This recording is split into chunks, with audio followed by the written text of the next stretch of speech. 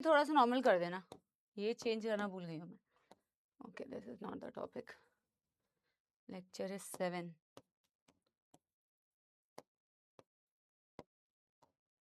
कर दिया lecture on. Okay fine.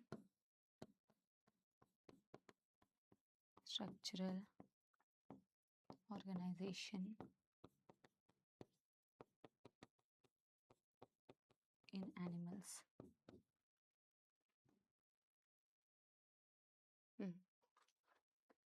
Hello hello hello, good good good afternoon बेटा, good afternoon good afternoon good afternoon. नमस्कार नमस्कार नमस्कार. क्या मेरे बहुत ही प्यारे प्यारे जग से न्यारे सपोलो को नजर आ रही हैं आपकी प्यारी प्यारी जग से न्यारी Samapti ma'am. Very very good afternoon बेटा, good afternoon good afternoon good afternoon.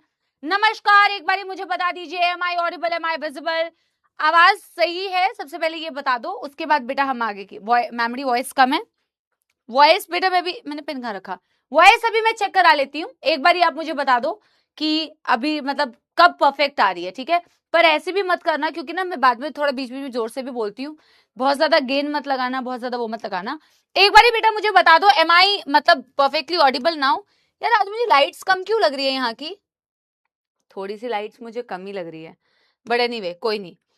आज का डेट क्या है बेटा? ऑल गॉड परफेक्ट है. परफेक्ट है 15th of July 2026. Okay, all good. आप लोग कैसे हो ये बताओ सबसे पहले. लैग तो बिल्कुल नहीं हो रहा है बेटा, लैग तो है ही नहीं यार. This is my Telegram channel. First class है आज हमारी हफ्ते की, मतलब हमारी साथ में जूलॉजी की फर्स्ट क्लास है. तो पहले आप लोगों से पूछती हूँ आप लोग कैसे हैं. This is the result celebration. जो OMR शीट आ गई है अभी, है ना? I mean the scanned OMR copy तो आ गई है. बच्चे चेक भी कर चुके होंगे, आप लोग भी चेक कर चुके होंगे शायद, है ना? तो अब रिजल्ट्स भी बहुत जल्द आने वाले हैं. This is zoology made easy. This is बेटा द यकीन के मॉड्यूल्स. एंड हम सबसे पहले एज यूजुअल करेंगे बेटा. हाँ फाइन है मैम डी, अच्छे हैं मैम, परफेक्ट है. आप कैसे हो? थैंक यू फॉर आस्किंग कि आप कैसे हो. मैं ठीक हूँ एक्चुअली. बहुत ज्यादा बेटा बैक टू बैक ना बहुत ज्यादा ट्रैवलिंग थोड़ी सी हो गई है ना? एक ही दिन में जब आप सुबह 5 बजे उठ के मान लो कहीं जा रहे हो और फिर सेम डे आपको रिटर्न आना है, तो बहुत ज्यादा हेक्टिक हो जाता है. कभी आप अगर बहुत ज्यादा ट्रैवल करते हो, वो भी अनप्लान ट्रैवल करते हो, मतलब नॉट घूमने वाला ट्रैवल बेटा, वर्क ट्रैवल, है ना? काम वाला ट्रैवल जो मैं बोल रही हूँ. तो ये है, कोई बात नहीं. अब आप लोग के जैसे भी मार्क्स आए इट्स फाइन बेटा. आपको मार्क्स लिखने की जरूरत नहीं है, आप मार्क्स मत बताओ मुझे यहाँ पे. इट्स ओके जो भी मार्क्स बन रहे हैं आप लोगों के. अभी हमें क्या करना है बेटा? मार्क्स तो आपको पता चल गया है, तो अभी पढ़ाई तो कंटिन्यू करनी पड़ेगी कि नहीं करनी पड़ेगी बेटा? समाप्ति एक्सप्रेस चलाएं, ठीक है ना? तो जो आपके रिजल्ट मतलब आपको समझ में आ गया, आपका इतना स्कोर बन रहा है, अब वहां से बेटा अब इम्प्रूवमेंट करनी है. एंड जब रिजल्ट आ जाएंगे तो बिल्कुल बिल्कुल बेटा क्लैरिटी आप लोगों को और भी ज्यादा मिल जाएगी. अगर थोड़ा मार्जिन उस पर भी है ना, तो थोड़ी सी क्लैरिटी मिल जाएगी. बहुत कम मार्क्स है तो आपको ऑलरेडी मालूम है कि इस साल आपको पूरा देना पड़ेगा वापस से, है ना? लेकिन अगर थोड़ा सा मार्जिन वाले उस पर आप लोगों के मार्क्स हैं तो उसकी भी क्लैरिटी आपको रिजल्ट्स के साथ में मिल जाएगी. एनी विच वेज बेटा, शैल वी गेट स्टार्टेड बेटा? एनीवे एक बार मुझे बता दो, बस हो गया, कोई बात नहीं बेटा, इट्स ओके. स्पैमिंग नहीं करनी है बेटा, स्पैमिंग का मेरे पास बहुत अच्छा इलाज है, चैट्स ऑफ, ठीक है ना? तो एक बार मुझे बता दो बेटा, ऑल माय सबोला आर्मी, हाउ इज द जोश इन द कमेंट सेक्शन? क्योंकि बेटा जोश और होश और एनर्जी से हमें बहुत सारी मेहनत और पढ़ाई करनी है. आज का जो टॉपिक है दैट इज बेटा न्यूरल टिश्यू वाला पार्ट आज खत्म हो जाएगा. Today we are also going to start with बेटा द टॉपिक ऑफ फ्रॉग, जहां से रिसेंटली बहुत ज्यादा क्वेश्चंस आ रहे हैं. ठीक है, आपको हमेशा एक बात बोलती हूं, जैसे अभी मैं पूछ रही हूं आप लोगों से, ऐसे ही बेटा फिर से अगले साल पेपर होगा, तो पूरे साल भर का टाइम होता है अपन के पास मेहनत करने के लिए. बट पूरे साल भर के टाइम में जब हमें अपन को मेहनत करनी होती है तो उस वक्त में हम बेटा कुछ और कर रहे होते हैं. और तो जब रिजल्ट वाला टाइम आता है तो वहां पे भी बेटा रिजल्ट भी कुछ और होते हैं. आप मेरी बात समझो, है ना? तो ये चैट्स तो मैं ऑफ कर दूंगी. सो रिमेंबर दैट यार, when there is time that's when you have to work hard. ऐसा नहीं होगा आपके पास अपॉर्चुनिटी आएगी और जैसी अपॉर्चुनिटी आपको दिखी तो मैं मेहनत करना स्टार्ट करूंगा, ऐसा थोड़ी है. आपकी जिंदगी में बेटा एक वक्त में बहुत सारे दरवाजे खुलते हैं, ठीक है? लेकिन वो दरवाजे खुले और आप उसके अंदर एंटर कर पाओ, उसकी जर्नी बहुत पहले से स्टार्ट होती है. ऐसा कभी नहीं होगा दरवाजा खुला और एंटर कर गए ना, आपके हिसाब से तो कर ही जाते हैं. मेरी बात को समझना। So there will be a lot of opportunities बेटा वेटिंग फॉर यू, बट वो अपॉर्चुनिटीज ग्रैब कर पाओ उसके लिए अभी से मेहनत करनी पड़ेगी। Okay, got it, very nice बेटा। Now let's get started with a quick revision. सपोलो, हमने आई थिंक बोन्स के बारे में थोड़ा सा पढ़ा था लास्ट क्लास में, और मस्कुलर टिश्यू के बारे में हमने पढ़ा था। तो हमने बेटा जी, मैं ना बेटा इसमें भी रिविजन में भी चैट्स ऑफ कर रही हूँ, क्योंकि ना रिविजन में भी बच्चे स्पैमिंग करने लगते हैं, तो स्पैमिंग को अवॉइड ही करते हैं, ठीक है, ताकि आप बिल्कुल आप और मैं दोनों फोकस कर पाए। तो हमने बेटा बोन्स के बारे में पढ़ा कि जब हम बोन्स का सेक्शन देखते थे कि बोन्स में जो मैट्रिक्स होती है वो रिंग्स के फॉर्म में मौजूद थी। बोन्स की जो मैट्रिक्स थी वो ऐसे रिंग के फॉर्म में मौजूद थी, जिसे हम लैमिले कहते हैं, याद है, लैमिले कहते हैं। और उसी लैमिले में बेटा कुछ स्पेसेस होती हैं जिसे हम लैक्यूना कहते हैं। Lacuna again spaces with in the matrix, जिसमें मैच्योर बोन सेल्स पाए जाएंगे, क्योंकि बोन की बात कर रहे हैं। मैच्योर बोन सेल्स को हम ऑस्टियोसाइट्स बोलते हैं। एक ऑस्टियोसाइट ही होता है एक लैक्यूने के अंदर। कॉन्ड्रोसाइट में बेटा हम ये कहते हैं एक से ज्यादा कॉन्ड्रोसाइट्स हो सकते हैं एक लैक्यूने के अंदर, बट बोन के केस में हम हमेशा कहते हैं ऑलवेज बेटा one osteocyte within one lacunae. और यहाँ पे मैट्रिक्स भी रिंग के फॉर्म में मौजूद है, जो कार्टिलेज में आपको नहीं दिखता है, दैट इज बेटा लैमिले। ऑल्सो मैंने आपसे कहा था यहाँ सेंटर में बेटा एक चीज दिखती है आपको, जो मैमल्स के बोन का कैरेक्टरिस्टिक फीचर है, एनसीईआरटी में बनाया हुआ है, बट एनसीईआरटी में उसकी डिटेलिंग, पीक डिटेलिंग नहीं की है बेटा, ठीक है ना। तो पीक डिटेलिंग हमने की थी, इसे हमने कहा था Haversian canal. Opening of blood vessels you see in this बेटा Haversian canal, characteristic feature of mammalian bone. Bone का क्या काम है गाइस? बोन का काम है आपके बॉडी वेट को बियर करना, बोन का काम है स्ट्रक्चरल फ्रेमवर्क बनाना, बोन का काम है सॉफ्टवेयर ऑर्गन्स को प्रोटेक्ट करना, बोन का काम है formation of your blood cells, not all the bones but some bones बेटा। Got my point? बहुत इजी है मैम, एग्जाम्पल्स भी बहुत इजी है मैम, तो कोई बहुत रॉकेट साइंस नहीं है बेटा। फिर हमने फ्लूइड कनेक्टिव टिश्यू पढ़ा। फ्लूइड कनेक्टिव टिश्यू का मैट्रिक्स ही फ्लूइड होता है, उसमें आपके पास ब्लड है, उसमें आपके पास बेटा लिम्फ है। Blood is the main circulating fluid, blood के ही फिल्टर होने से बेटा आपका टिश्यू फ्लूइड या लिम्फ बनता है। और इसके बारे में बॉडी फ्लूइड्स में हम पढ़ रहे होंगे। ब्लड में फॉर्म्ड एलिमेंट्स होते हैं, ब्लड में प्लाज्मा होता है, plasma is the matrix. Blood formed elements में होते हैं बेटा ब्लड सेल्स, फॉर्म्ड एलिमेंट्स में होते हैं ब्लड सेल्स, और फॉर्म्ड एलिमेंट्स में होते हैं ब्लड प्लेटलेट्स, ब्लड सेल्स में होते हैं आरबीसी और डब्ल्यूबीसी, दैट्स इट। हमने थोड़ा सा ब्रीफिंग करी थी, इसके बारे में पढ़ेंगे, आगे पढ़ेंगे। हमने मस्कुलर टिश्यू स्टार्ट किया था, वो बहुत इंपॉर्टेंट था बेटा। मस्कुलर टिश्यू में हमने पढ़ा मसल्स के बारे में, बहुत अच्छे से बेटा रिकॉल करो। हमने एनिमेशन भी देखी थी क्या? ये एनिमेशन छूट गई थी आई थिंक, है ना, बट कोई बात नहीं, हमने सेक्शंस तो बनाए थे, मुझे याद आ रहा है। तो हमने सेक्शन में बेटा क्या किया था, और ये थोड़ा सा उस आगे के लोकोमोशन वाले चैप्टर से भी कनेक्टेड था, बट हमने बड़े अच्छे से पढ़ा। मस्कुलर टिश्यू का ओरिजिन बेटा मेसोडर्मल होता है। जब आप मसल्स की बात करते हैं और जब आप striated skeletal muscles, smooth muscles और कार्डियक मसल्स को पढ़ रहे होते हैं, तो आप डायग्राम किसका बनाते हैं? आप मसल फाइबर का डायग्राम बनाते हैं। और मसल फाइबर क्या होती है बेटा? मसल फाइबर होती है मसल की cell. Muscle fibre is a cell of muscle, right. तो मसल की सेल कहां से आई? आपने कहा कि मैम हम ना अपने मसल का एक सेक्शन बनाते हैं, so this is your entire muscle, we will make the section of the muscle. जैसे हमने मसल का सेक्शन बनाया, हमने उसका क्रॉस सेक्शन बनाया, तो हमने कहा कि मैम इसका क्रॉस सेक्शन बनाते ही हमें दिखेगा this is the complete muscle, ये पूरी मसल है। मैंने उसका सेक्शन बनाया, उसका मुंह ऐसा गोल दिखेगा। पूरे मसल के अराउंड एक कनेक्टिव टिश्यू होती है बेटा, जिसे कहते हैं एपीमाइसियम, EPE, इससे याद रखना। अराउंड होल मसल एपीमाइसियम की एक बेटा कवरिंग होती है, कनेक्टिव टिश्यू। इस मसल के अंदर बेटा बहुत सारे ऐसे बंडल्स होते हैं जिन्हें कहा जाता है मसल बंडल्स या फिर फैसिकल्स, राइट। मैं एक फैसिकल को अगर जूम करके देखूंगी तो एक फैसिकल के अराउंड भी बेटा एक कनेक्टिव टिश्यू दिखेगी, that connective tissue is perimysium. EPE से याद रखना है, perimysium. This is a muscle bundle, जिससे बेटा हम फैसिकल भी बोलते हैं। कोई दुखदर्द समस्या तो नहीं, बहुत आराम से रिवाइज करा रही हूँ। इस मसल बंडल के अंदर जब मैं देखूंगी मेमोरी, तो हमें इस मसल बंडल के अंदर फर्दर छोटी यूनिट दिखेगी जो मसल की सेल होती है, जिसे मसल फाइबर कहते हैं। मैं एक मसल फाइबर को बेटा अगेन जूम करके देखूंगी तो इस मसल फाइबर के अराउंड भी बेटा एक कनेक्टिव टिश्यू होती है, जिसे हम बोलते हैं बेटा EPE, endomysium. This is the muscle fibre, जो मसल की सेल है। मसल फाइबर मसल बंडल के अंदर है, मसल बंडल मसल के अंदर है, as simple as that. Reverse direction में भी तो पढ़ ही सकते हो, है ना। और एक बेटा मसल फाइबर जो मसल की सेल होती है, हम उसी को तो बना रहे होते हैं। सपोलो अगर एक मसल फाइबर एक मसल की सेल है, तो मसल की सेल की अपनी प्लाज्मा मेम्ब्रेन होगी। मसल की सेल की अपनी प्लाज्मा मेम्ब्रेन क्या होती है? सार्कोलेमा। उसका साइटोप्लाज्म होगा, उसको सार्कोप्लाज्म बोलेंगे। उसमें सार्कोप्लाज्म एक रेटिकुलम होगा, जिसमें बेटा कैल्शियम स्टोर्ड होगा, है ना। और अगर एक मसल फाइबर को मैं ऐसे बनाती हूँ बेटा जी, मैंने तो ट्रांसवर्स यहाँ पे बनाया, ये उसकी प्लाज्मा मेम्ब्रेन सार्कोलेमा, ये उसका साइटोप्लाज्म सार्कोप्लाज्म, ये इसमें बेटा store house of calcium sarcoplasmic reticulum, इसके अराउंड की कवरिंग होगी जिसे मैं कहूंगी endomysium, as simple as that. और मेरे प्यारे प्यारे स्नेक्स, अगर मैं इसके अंदर बेटा देखूं, इसी के अंदर तो वो कॉन्ट्रैक्टाइल प्रोटीन्स होती है जो मैं आगे लोकोमोशन में पढ़ाऊंगी, दो थिन फिलामेंट्स, थिक फिलामेंट्स, है ना। तो इसी के अंदर मैम अगर मैं देखूं तो क्या मौजूद होता है, देखा जाए तो thin and thick myofilaments made up of actin, myosin, got my point, yes, contractile proteins. अब इसी मसल फाइबर को बेटा क्विकली 2 मिनट में रिवाइज करो, skeletal muscle fibre, smooth muscle fibre, cardiac muscle fibre, इसको हमने वर्टिकल बनाया। तो skeletal muscle fibre cylindrical smooth वाली, मैं ना बार बार स्केलेटल स्मूथ और कार्डियक नहीं बोलूंगी, हम इसी सीक्वेंस में रिवाइज करेंगे, स्केलेटल स्मूथ और कार्डियक, ठीक है। सिलिंड्रिकल फ्यूजिफॉर्म या टेपर्ड एट बोथ एंड्स, जिसे हम स्पिंडल शेप भी बोलते हैं, cardiac muscle fibre cylindrical, unbranched, branched, multinucleated, peripheral in position, uninucleated, center in position, uninucleated, center in position.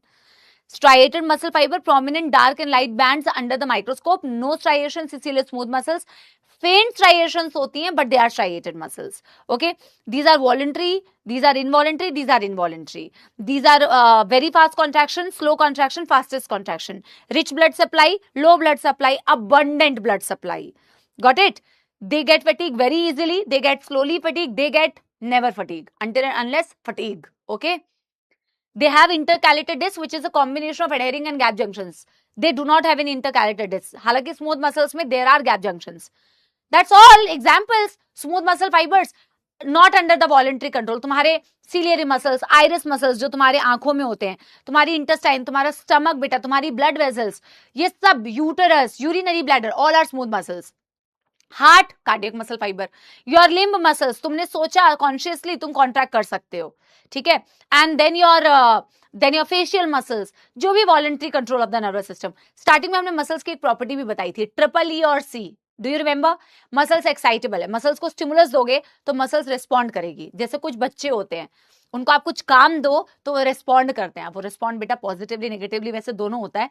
Response करना मतलब एक्साइटेबल, और रिस्पॉन्स जब वो करती है, और जब मैं कह रही हूँ मसल्स कॉन्ट्रैक्ट कर रही है सपोलो, तो मसल्स छोटी हो जाती है कॉन्ट्रैक्ट करती है, तो छोटे होने का मतलब होता है बेटा कॉन्ट्रैक्शन।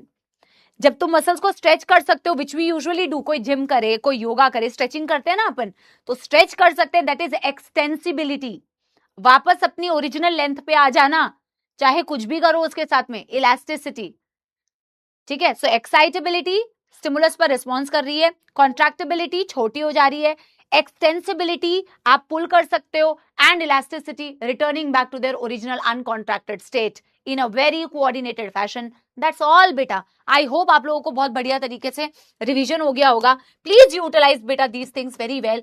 मैं बच्चों से अभी रिसेंटली कुछ मिल भी रही हूँ जो आप ही के बैचेस से पढ़े हुए हैं, माइंडसेट देखते हैं हम बच्चों का बेटा, and I am telling you बेटा, आप ही के क्लासेस से बैठे हुए बच्चे अगर बहुत अच्छा स्कोर करते हैं कभी, मैं तो हमेशा कहती हूँ आपकी बहुत ज्यादा उसमें रोल है, ठीक है। We are teaching everybody the same thing यार। मैं मोटिवेशन देने की आपको कोशिश करती हूँ, आप लोगों से इंटरेक्शन करने की कोशिश करती हूँ, बेस्ट बेटा कोशिश करती हूँ, क्या ना करा दूं कि आप लोगों को ना ऐसे नहीं समझ में आया तो ऐसे समझा देते हैं, ऐसे नहीं समझ में आया तो ऐसे समझा देते हैं, इसको ऐसे रिवाइज करा देते हैं। बट आप अच्छा परफॉर्म तभी कर पाओगे बेटा आपने जब उस चीज को बेटा बहुत अच्छे से ग्रैस्प किया।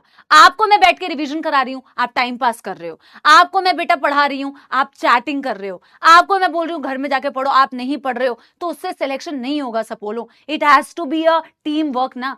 तो टीम वर्क तभी होगा जब आप करेंगे। आपके अंदर पोटेंशियल है, आप कर सकते हो यार, प्लीज, है ना, आप कर सकते हो। प्लीज अपने बेस्ट वर्जन को अनलॉक करो यार।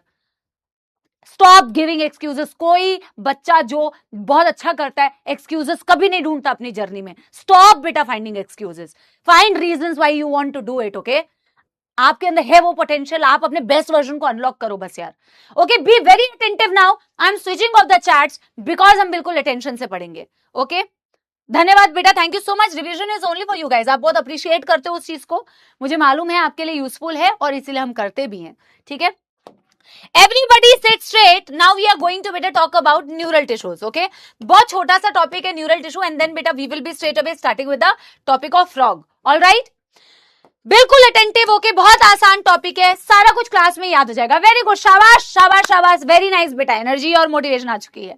ठीक है, तो न्यूरल टिश्यू की अगर हम बात करें guys, neural tissue again neural control and coordination में भी इसके बारे में हम चीजें पढ़ेंगे, बट आधा अधूरा हमें नहीं पढ़ना यार। ये एक ऐसा टॉपिक है, वन ऑफ दोज टॉपिक्स जो हम कहते हैं ना, जैसे मैं कहती हूँ यूजुअली बचपन से पढ़ते हुए आ रहे हैं। जब मैम कभी कहती है ना कि बचपन से पढ़ते हुए आ रहे हैं, तो मैम के कहने का ये मतलब होता है कि वन ऑफ दोज टॉपिक्स जो हम बहुत फ्रीक्वेंटली बेटा सुनते हैं। ठीक है ना, जब मैं न्यूरल टिश्यू की बात करूंगी ना बेटा जी, तो न्यूरल टिश्यू की ओरिजिन क्या होती है? इसकी ओरिजिन होती है एक्टोडर्मल। आप लिखना स्टार्ट करो बेटा, कहीं पे मुझे आपको बोलना होगा ना कि बेटा अभी अटेंशन से सुन, अभी लिख मत, तो वो अलग बात है। मैंने जो होमवर्क क्वेश्चंस दिए थे ना, वो लास्ट में बेटा मैं आप लोगों से डिस्कस कर लूंगी उसके आंसर्स, ओके? और चिंता मत करो, मैंने कुछ 8-10 क्वेश्चन दिए थे ना, वो आंसर्स में डिस्कस कर लूंगी आप लोगों से। एक्टोडर्मल इन ओरिजिन होती है। जब मैं न्यूरल टिश्यू की बात करती हूँ तो बेटा न्यूरल टिश्यू के दो कंपोनेंट्स होते हैं, ओके? वेरी इजी, एक होता है न्यूरॉन और एक होता है बेटा neuroglial cell. There is something called as neuron which we बचपन से पढ़ते हुए आ रहे हैं, which is the longest cell of the body, which is the excitable cell, जिसको स्टिमुल, एक्साइटेबल यहाँ पे भी वही मतलब है जो मसल्स में पढ़ रहे हो। एक्साइटेबिलिटी का मतलब ये मैंने स्टिमुलस दिया, उसने उसके प्रति रेस्पॉन्स शो किया। ठीक है ना, तो that is excitable and conduction show करती है। अभी मैं बताती हूं कंडक्शन का क्या मतलब होता है।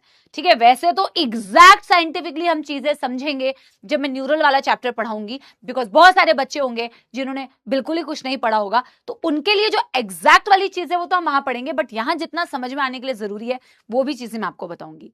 ये तो एक कॉम्पोनेंट है which is neuron, the structural and functional unit of the neural tissue, the excitable cell, जिसमें कंडक्शन होती है। मतलब ऐसे समझ लो करंट फ्लो करता है। कंडक्शन का मतलब होता है जैसे तार है ना, कंडक्शन होती है ना तार में, करंट फ्लो करता है ना, तार मतलब वायर है ना, तो ऐसे ही बेटा ये भी एक वायर है जिसमें करंट फ्लो करता है। एक न्यूरॉन में जहां पे भी स्टिमुलस दी वहां से लेके एंड तक करंट फ्लो करता है। दिस इज लेमैन लैंग्वेज, आम भाषा। ठीक है, मेंटोस वाली भाषा हम पढ़ेंगे जब हम न्यूरल वाला चैप्टर पढ़ेंगे। तो करंट फ्लो करता है, this is your conduction. Structural and functional unit होता है न्यूरल टिश्यू। न्यूरॉन का डायग्राम भी हमें बनाना है। लेकिन जो दूसरी सेल्स होती है उसको हल्के में मत लेना, क्योंकि वो हल्के में लेने वाली सेल्स भी होती भी नहीं है। उन्हें हम कहते हैं न्यूरोग्लियल सेल्स बेटा। यही दो कंपोनेंट है, एक न्यूरॉन हो गया, एक न्यूरोग्लियल सेल्स हो गए। हो सकता है बच्चों को लग रहा हो यार न्यूरोग्लियल सेल्स क्या होती है, हमने तो कभी सुना नहीं है। जो फर्स्ट टाइम पढ़ रहे हैं, आपने सुना है बेटा, तुझे पता नहीं है बस। एक होते हैं श्वान सेल्स, एक होते हैं ओलिगोडेंड्रोसाइट्स। ये दो सेल्स होते हैं जो मेनली आप पढ़ते हो, और भी होते हैं बेटा, बट ये दो सेल्स होते हैं मेनली जो आप न्यूरोग्लियल सेल्स में पढ़ते हो। एक फ्लो चार्ट बनाती हूँ, फिर इसके बारे में और बातें हम करते हैं। ठीक है, छोटा सा फ्लो चार्ट बनेगा, आधे पेज का स्पेस है मैम, बन जाएगा क्या? बिल्कुल बन जाएगा बेटा। अब मैंने कहा this is the neural tissue, मैंने कहा this is the neural tissue, और न्यूरल टिश्यू के मैम दो कंपोनेंट है। ठीक है, न्यूरल टिश्यू के दो कंपोनेंट है। एक कंपोनेंट हो गया इसका बेटा न्यूरॉन,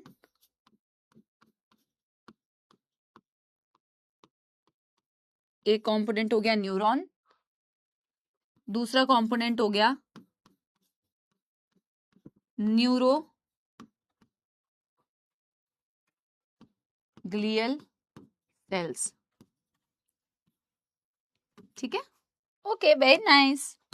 न्यूरॉन मेरे साथ साथ लिखो बेटा, इजी है ना, तो यहाँ कोई ऐसा नहीं है कि मैम बाद में लिखेंगे, मेरे साथ लिखो बेटा, है ना। न्यूरॉन बेटा लॉन्गेस्ट सेल, नहीं पहले ये नहीं लिखेंगे, पहले लिखेंगे नहीं, पहले लिखेंगे स्ट्रक्चरल एंड फंक्शनल यूनिट। कुछ भी लिख सकते हो वैसे पहले यार, पहले बाद में क्या होता है यार।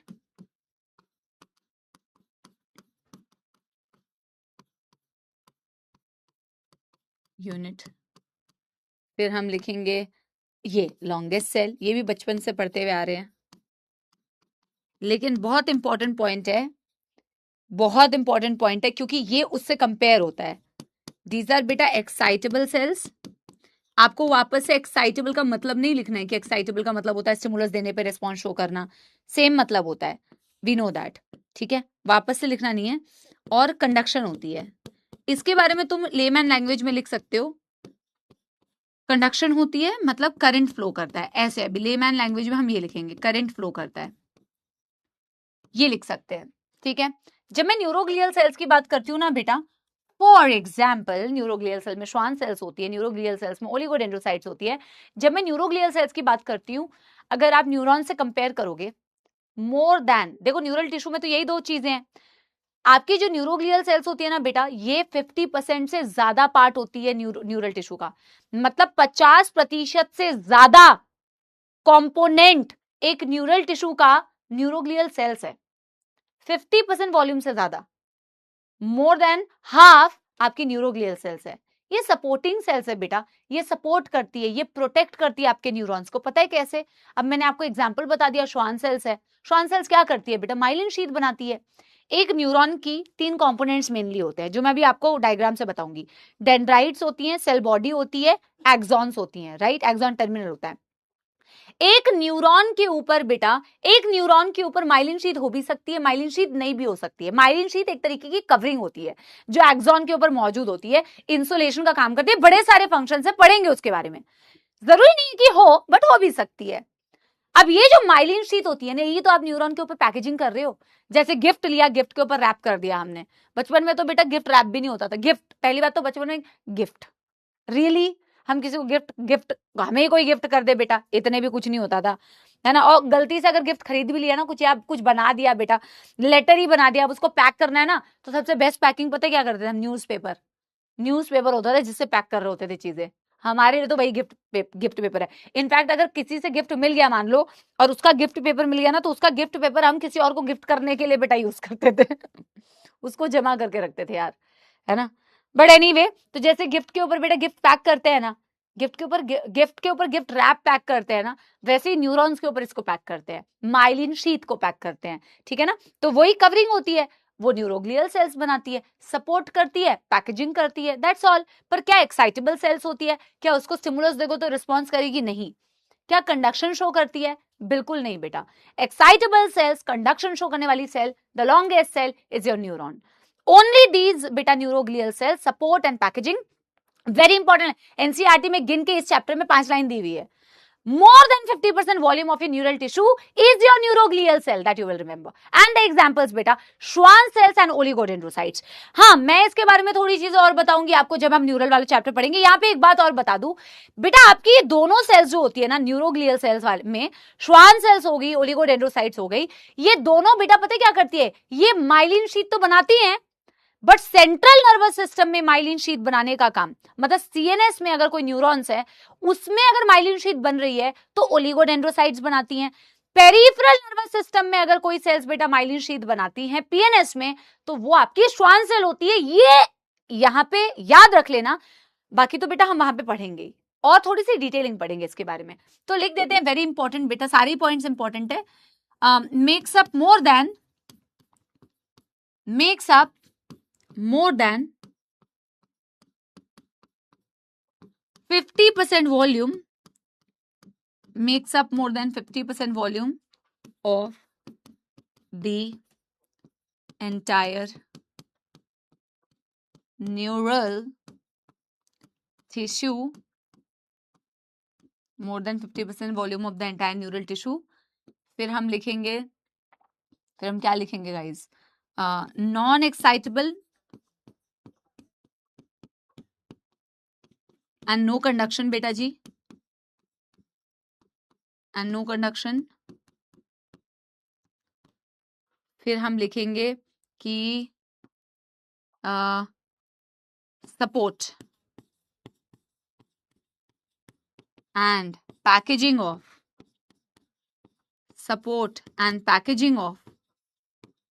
Neural tissue, support and packaging of neural tissue, ठीक है? और मैंने एक चीज क्या बोली बेटा? एग्जाम्पल में हम करेंगे श्वान सेल,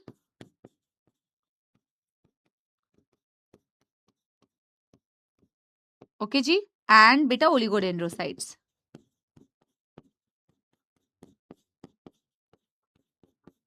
मैं ये भी लिख देती हूं, फॉर्म्स माइलिन। अभी अगर किसी बच्चों को, वैसे मुझे मतलब कम चांसेस है कि किसी को माइलिन नहीं पता होगा बेटा, बट हो भी सकता है यार। माइलिन शीथ इन PNS पेरिफेरल नर्वस सिस्टम बेटा, है ना। पर होते हैं बेटा कई बच्चे ना, 12th वाले भी हमारे इस यकीन में पढ़ रहे होते हैं और उनकी 11th तो खत्म होती है, ठीक है। तो आप टेंशन ना लो, अभी मैं डायग्राम बताऊंगी ना, वहां पे आपको मैं बता दूंगी, तो ये लोड नहीं लेना है मैम हमें माइलिन, पर पता तो होना चाहिए बेटा। आप 11वीं पढ़ के आए हो, 10वीं पढ़ के आए हो, माइलिन अगर नहीं पता है तो फिर हम कैसी जूलॉजी पढ़ रहे हैं, कैसी बायोलॉजी पढ़ रहे हैं, ठीक है। तो इसमें डांट पढ़ने वाला काम है, बट कोई बात नहीं। आपने डन कर लिया बेटा, have you all done it, give me a thumbs up. आज मेरे लिए कोई पानी नहीं लेके आया यार, है ना।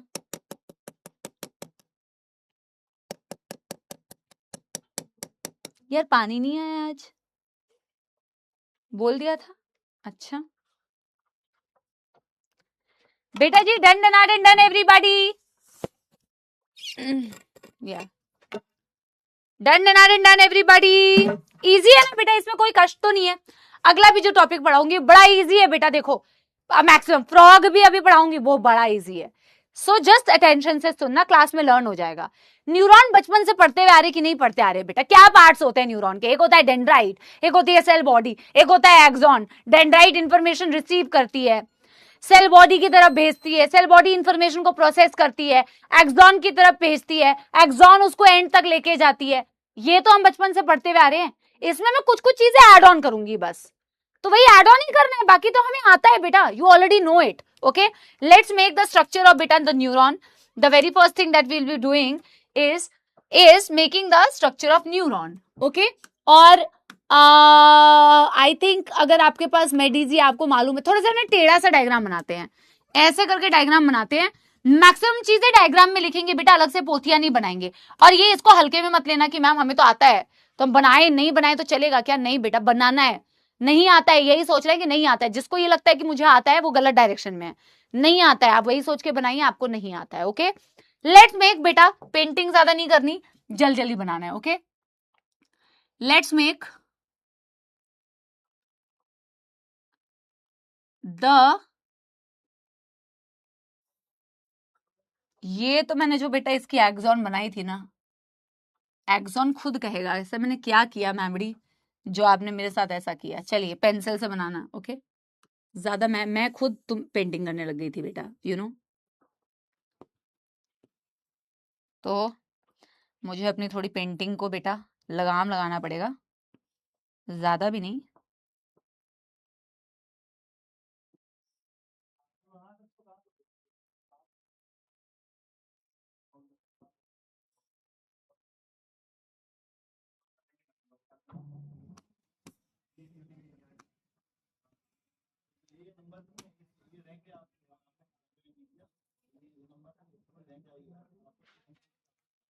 Wow, I mean wow. देखो गाइस, ये हो गई हमारी छोटी छोटी branches, dendrites brother. This is the dendrite जो इंफॉर्मेशन रिसीव करती है। तुम्हारी वाली पता नहीं क्या काम कर रही है guys, what your dendrites are doing, so much information not receiving. Okay, this is the dendrites, this is the cell body with the nucleus in the center.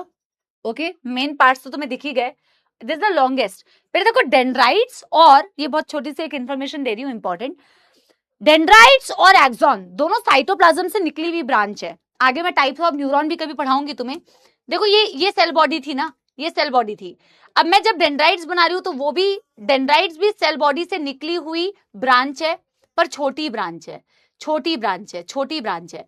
Axon भी बेटा साइटोप्लाज्म, आपके सेल बॉडी से निकली हुई cytoplasm की branch है, but ये बहुत लंबी ब्रांच है, बट ये बहुत लंबी ब्रांच है। Getting my point? ओके, या so both are cytoplasmic या protoplasmic extension, one is the longest and one is small. okay, चलिए अब पहले तो बेटा जो बेसिक चीजें हमें ऑलरेडी आती हैं हम उनके बारे में लिखते हैं।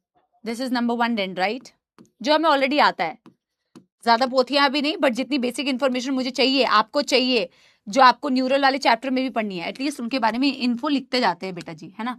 डेंड्राइट्स स्मॉल, स्मॉल protoplasmic या cytoplasmic, it's fine, protoplasmic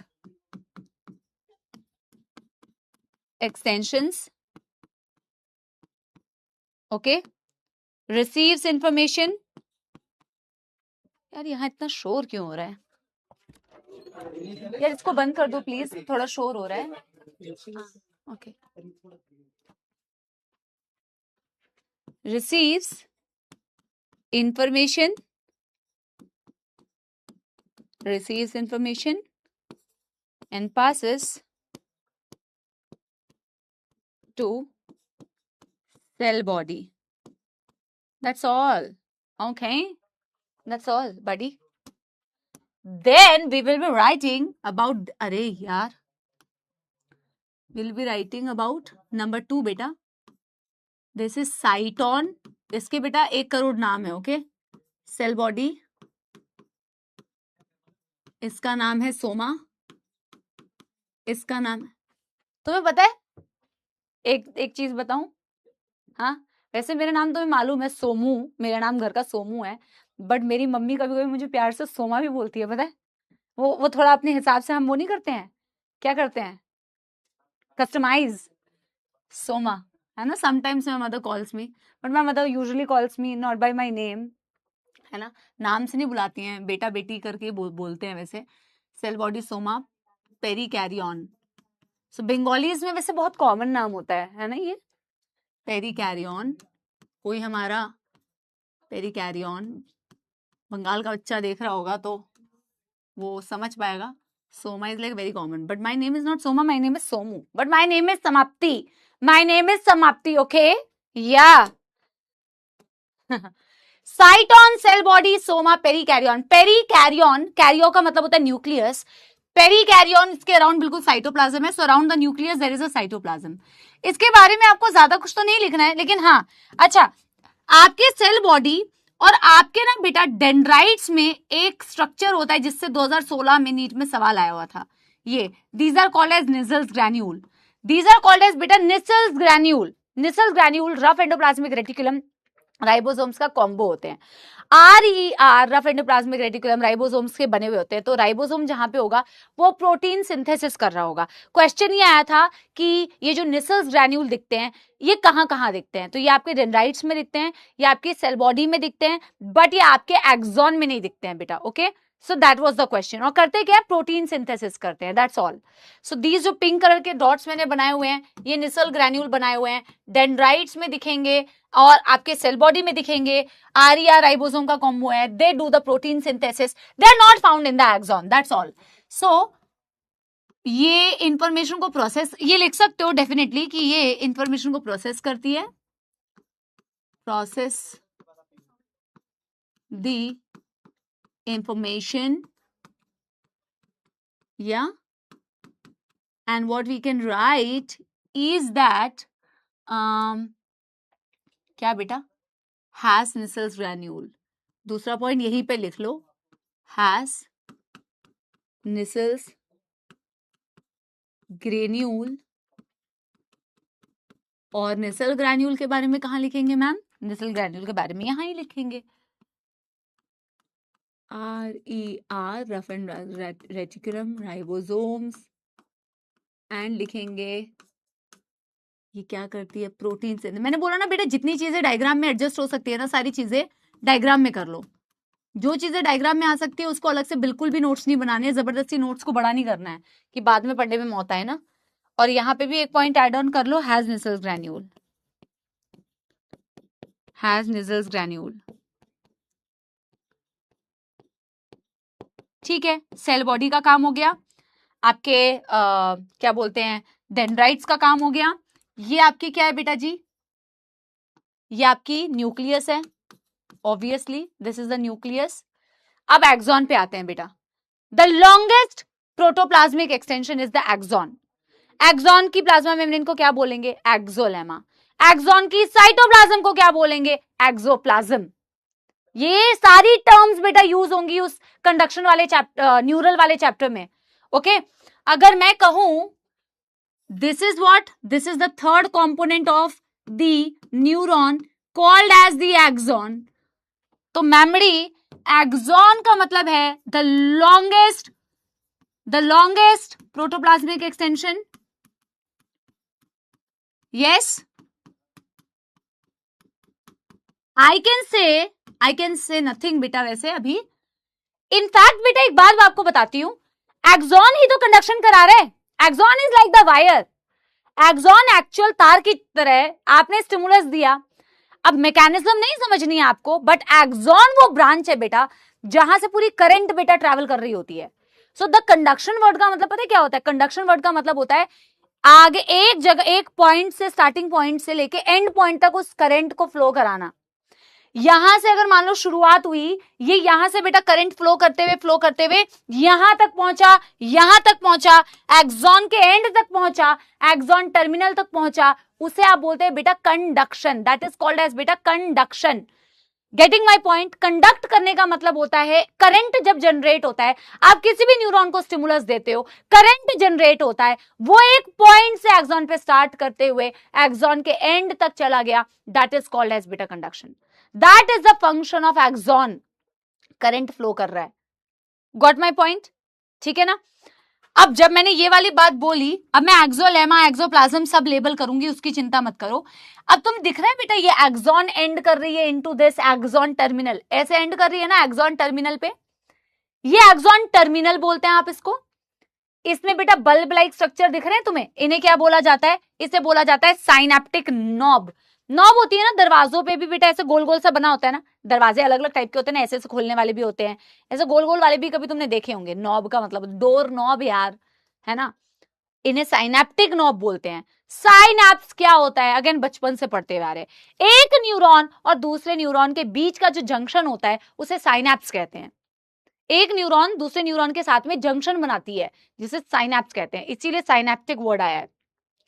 और ये जो एंड एक्सॉन टर्मिनल का, यही जो बल्ब लाइक स्ट्रक्चर बना रही है, इसे साइनेप्टिक नॉब कह रही हूं मैं।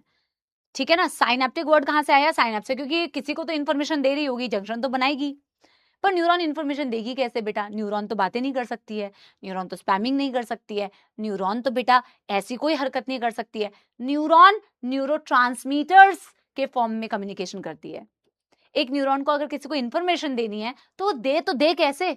तो वो इंफॉर्मेशन जो देती है ना बेटा, वो ऐसे देती है कि आप अगर इसके एंड में देखोगे, इसके एंड में होता है सपोलो, इसके एंड में होता है ये साइनेप्टिक नॉब, तो ये है जो व्हाइट वाली मैंने बनाई हुई है, इसके अंदर ऐसे बैग होते हैं जिन्हें साइनेप्टिक वेसिकल्स कहते हैं। Vesicles are bag. इन वेसिकल्स के अंदर बेटा वो केमिकल्स होते हैं जिन्हें आप बोलते हो न्यूरॉन्स ट्रांसमीटर, बिकॉज इंफॉर्मेशन को ट्रांसफर करेंगी ये। यही तो इंफॉर्मेशन है, दीज आर द इंफॉर्मेशन बेटा जो इन वेसिकल्स के अंदर स्टोर्ड है। As simple as that. बताओ कितना आसान है।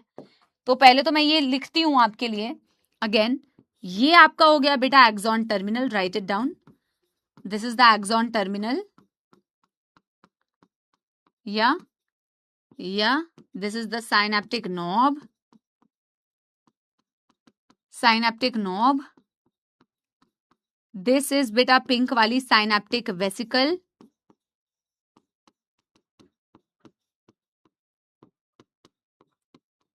और उस वेसिकल के अंदर जो है केमिकल न्यूरोट्रांसमीटर। एनसीईआरटी ने यहाँ पे भी एक बहुत प्यारी बात लिखी हुई है, मैं तुम्हें अभी बताती हूँ। पता है क्या लिखा हुआ है एनसीईआरटी ने? एक सिप पानी पीती हूँ फिर बताती हूँ। ओके,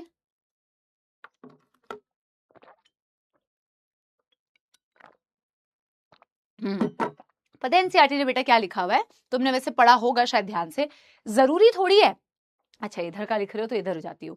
जरूरी थोड़ी है बेटा एक न्यूरॉन जब दूसरे न्यूरॉन को इन्फॉर्मेशन देगी तो, या किसी को भी इन्फॉर्मेशन देगी तो वो एक्साइटेड हो जाएगी। जरूरी थोड़ी है उस इंफॉर्मेशन को मिलने पर वो एक्साइटेड ही होगी।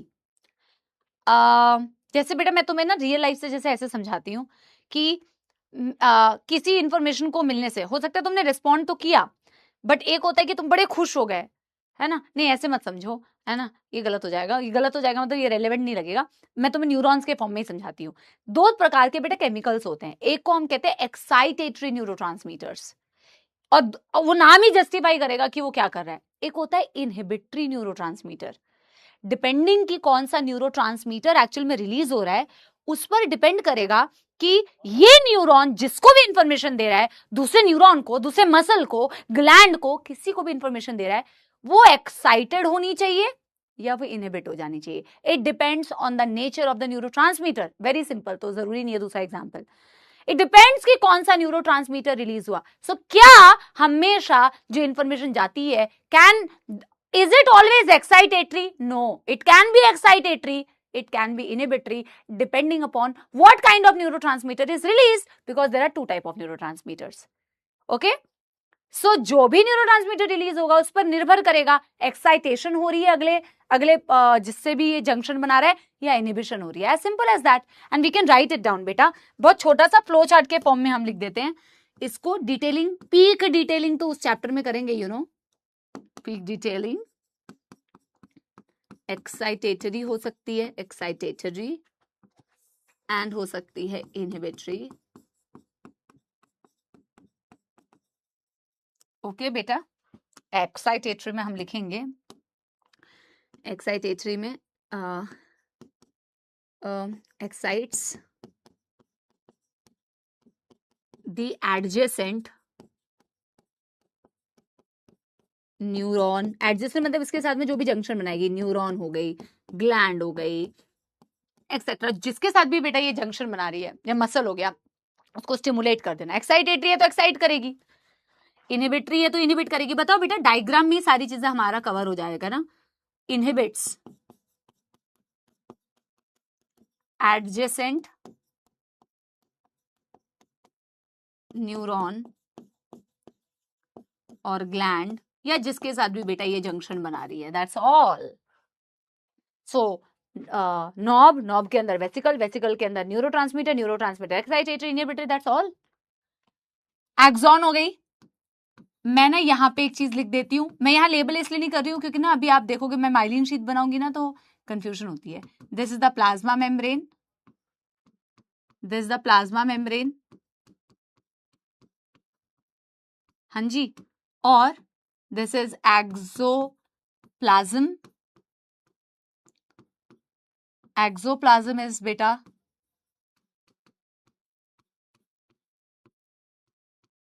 साइटोप्लाज्म.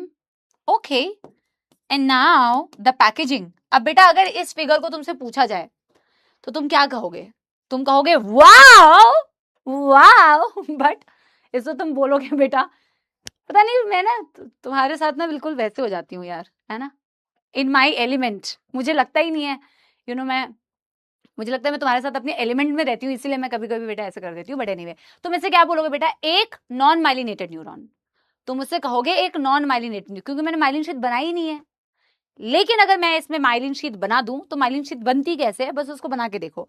बेटा मैं आपको अभी बहुत ज्यादा पीक डिटेलिंग नहीं बता रही हूँ, क्योंकि पीक डिटेलिंग में अभी कुछ कुछ चीजें आती है, न्यूरीलेमा होता है, एक्सेट्रा एक्सेट्रा. ये न्यूरीलेमा क्या होता है यहाँ पे मतलब नहीं है. मैं अभी पीक डिटेलिंग में नहीं जा रही हूँ. जितना भी मतलब का उतनी उतनी चीजें बता रही हूँ आपको. यहाँ ना बेटा हम एक शीट बना सकते हैं, that is called as myelin sheet, और उसको बना के देखते हैं. This is the myelin sheet. ये डिसकंटिन्यूअस लेयर है बेटा, it's not a continuous layer. Okay,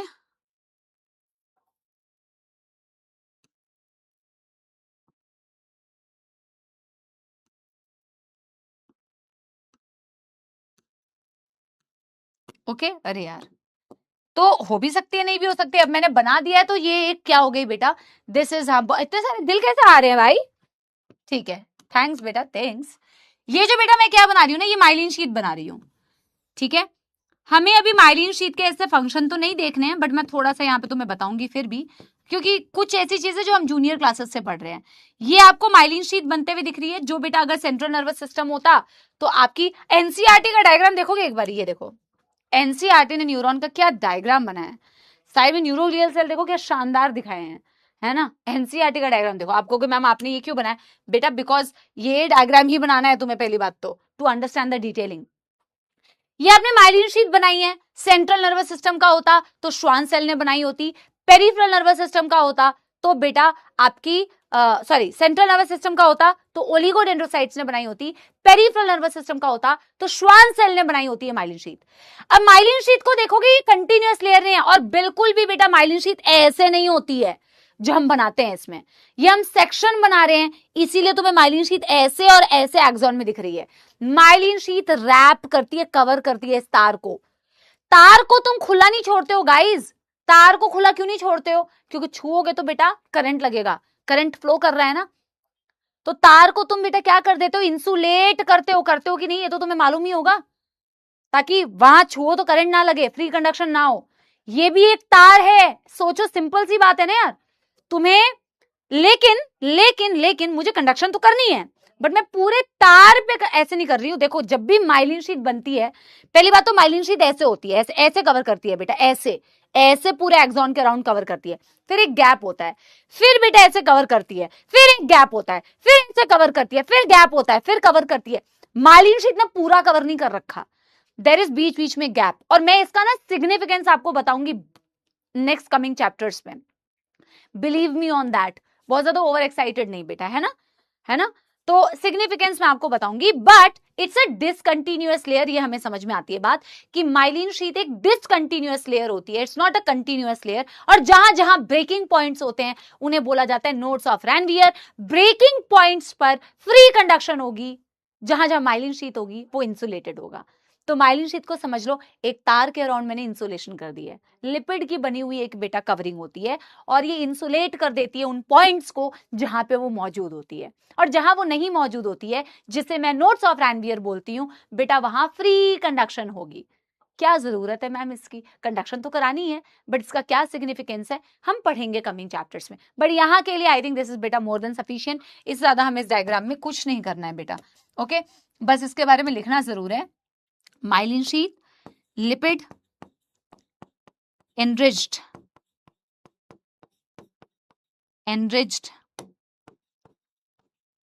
sheet, okay, insulation का काम करती है,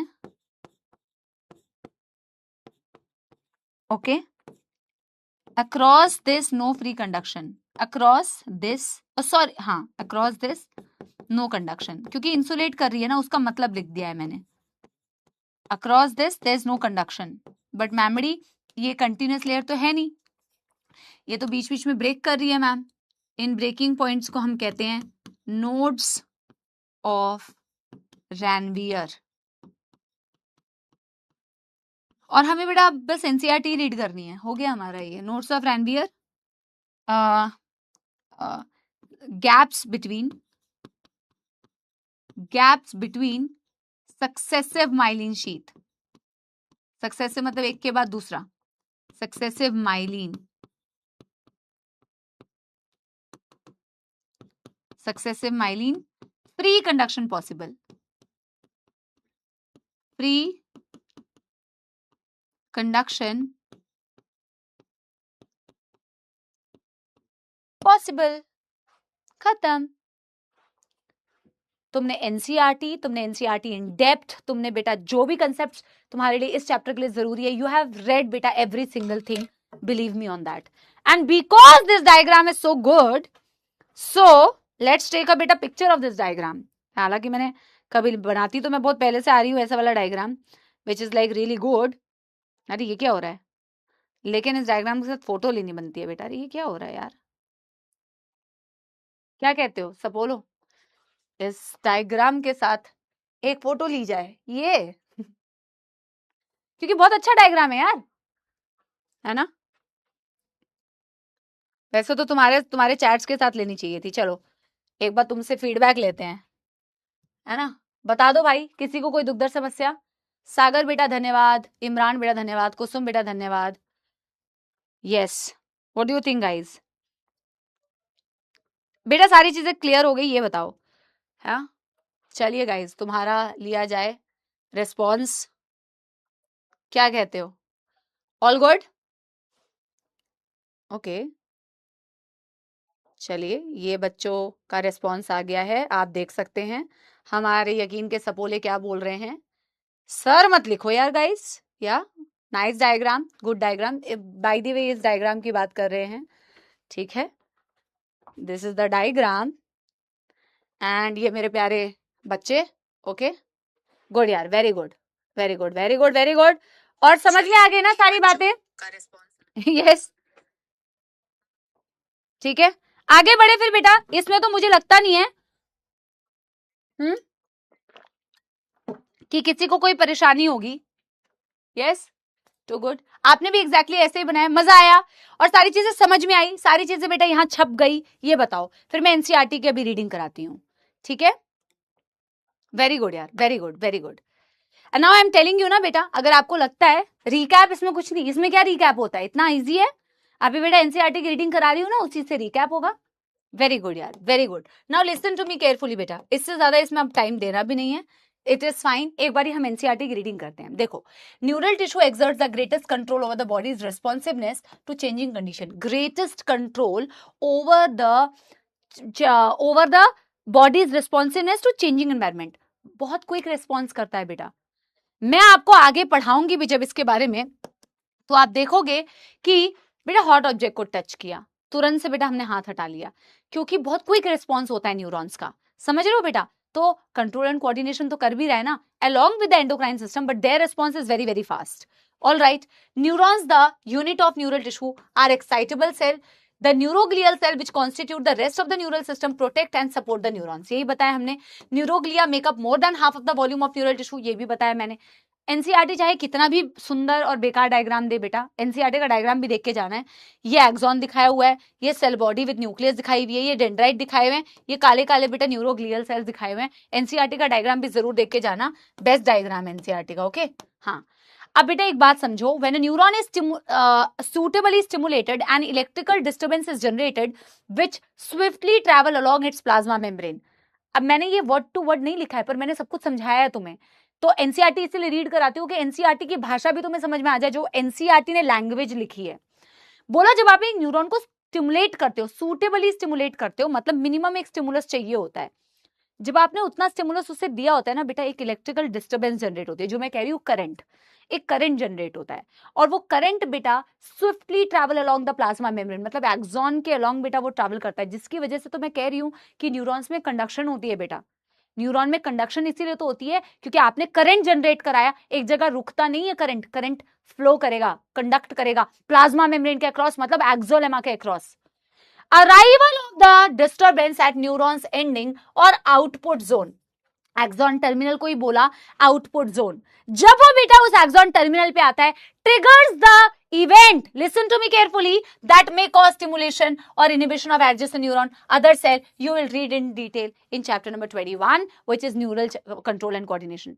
जब वो डिस्टर्बेंस, जब वो करंट बेटा एक्सॉन टर्मिनल तक पहुंचती है, इट माइट कॉज बेटा आइदर स्टिमुलेशन और इनहिबिशन ऑफ एडजेसेंट न्यूरॉन और द सेल्स और द ग्लैंड्स और द मसल, डिपेंडिंग अपॉन कौन सा न्यूरोट्रांसमीटर रिलीज हुआ है। As simple as that, so easy बेटा।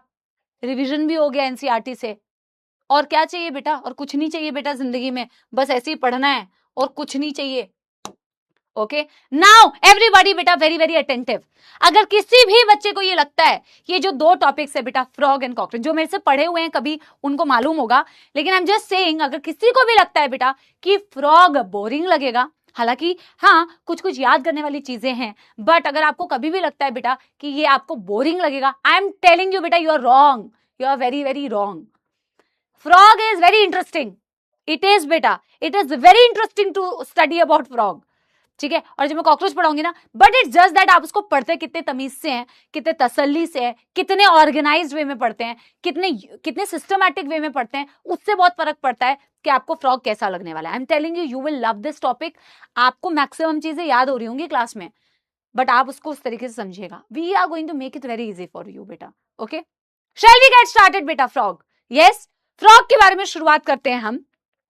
अच्छा देखो, किसी भी चीज के बारे में हम पढ़ेंगे, चाहे फ्रॉग हो चाहे कॉकरोच हो, तो हम उसको ना ऐसे ही पढ़ेंगे। सबसे पहले उसकी शक्ल सूरत देखेंगे, मॉर्फोलॉजी, फिर उसकी एनाटॉमी के बारे में पढ़ेंगे। Very hot topic for your NEET. Recently जब से फ्रॉग ऐड हुआ है, एक बार भी ऐसा नहीं हुआ फ्रॉग से क्वेश्चन नहीं आए। मिनिमम 2 क्वेश्चन, 4 क्वेश्चन भी आए हैं एक सिंगल फ्रॉग के टॉपिक से, तो आप समझ सकते हैं बहुत इंपॉर्टेंट टॉपिक है, ठीक है ना? Very important topic, don't skip it at all. And मैं कह रही हूं इतना आसान है, फ्रॉग से गलती नहीं करके आओगे, ठीक है? सो पहले मॉर्फोलॉजी पढ़ेंगे, फिर एनाटॉमी पढ़ेंगे। एनाटॉमी में डाइजेस्टिव सिस्टम हो गया, रेस्पिरेटरी सिस्टम हो गया, सर्कुलेटरी सिस्टम हो गया, एक्सक्रीटरी सिस्टम हो गया, ऐसे पढ़ेंगे हम, ठीक है ना? लेकिन हम सबसे पहले बेटा किस फ्रॉग के बारे में बात करने जा रहे हैं, उसके बारे में जानना जरूरी है। तो मैंने एनिमल किंगडम अभी नहीं पढ़ा है, बट अगर तुम एनिमल किंगडम पढ़ चुके होते तो एनिमल किंगडम में हम बहुत सारे किंगडम्स के बारे में पढ़ते हैं, बहुत सारे फाइलम्स के बारे में पढ़ते हैं, तो वहां हम एक फाइलम कॉर्डेटा पढ़ते हैं, जिससे तुम भी बिलोंग करते हो, जिससे मैं भी बिलोंग करती हूँ। फाइलम कॉर्डेटा पता है ना कितने सारे फाइलम है? Phylum Porifera, Coelenterata, Ctenophora, Platyhelminthes, Aschelminthes, Annelida, Arthropoda, Mollusca, Echinodermata, Hemichordata, Chordata. ठीक है, फाइलम कॉर्डेटा की बड़ी क्लासिफिकेशन होती है गाइस। तो फाइलम कॉर्डेटा किस किंगडम के अंदर आता है? Kingdom animalia. 5 किंगडम क्लासिफिकेशन पढ़ते हो ना, बेसिक्स बता रही हूं, है ना, पढ़ते हो ना 5 किंगडम क्लासिफिकेशन। उसमें एक किंगडम होता है एनिमेलिया, जहां एनिमल्स के बारे में पढ़ते हैं, स्ट्रक्चरल ऑर्गेनाइजेशन पढ़ाते वक्त बताया तो था। और एनिमल किंगडम के अंदर बहुत सारे किंगडम के अंदर हायरार्की है ना यार, ये किंगडम के अंदर फाइलम, फाइलम के अंदर बेटा फिर फलाना डिमकाना। ओके, तो किंगडम एनिमेलिया में एक फाइलम आता है, फाइलम कॉर्डेटा। ठीक है, अब मैं फ्रॉग की ना सबसे पहले तुम्हें वही हायरार्की बता देती हूँ, उसकी क्लासिफिकेशन बता देती हूँ। ठीक है, अच्छा, the most commonly found frog in India is Rana tigrina. Mister है या मिस है वो तो अभी हम बात करेंगे बेटा, कैसे पता लगाते हैं, पता लग भी सकता है कि नहीं लग सकता है। ठीक है ना, so Rana tigrina is the most commonly found frog in India. Okay, जिसकी चर्चा हम करेंगे। अब ये किस किस कैटेगरी से बिलोंग करते हैं वही क्लासिफिकेशन हम सबसे पहले देखेंगे। So when you talk about frog, पहले तो यही पॉइंट लिखना बेटा, that the most commonly found the most commonly found species the most commonly found species the most commonly found species of frog in India is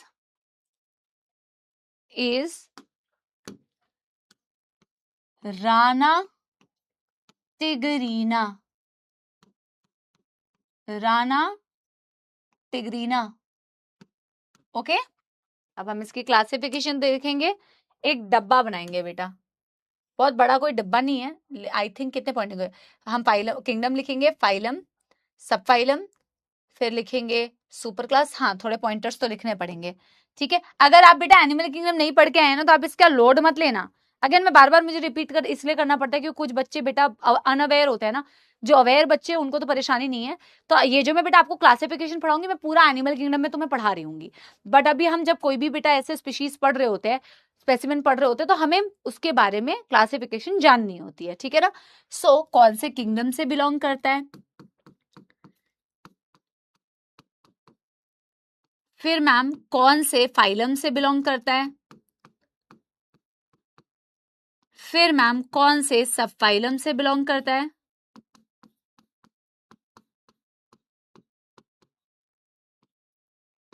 okay, कौन से super class से belong करता है, वेट डिवीजन, कौन से division से belong करता है। जो भी तुम एनिमल किंगडम में पढ़ोगे ना बेटा एनसीईआरटी में, वो सारी चीजें बता रही हूं।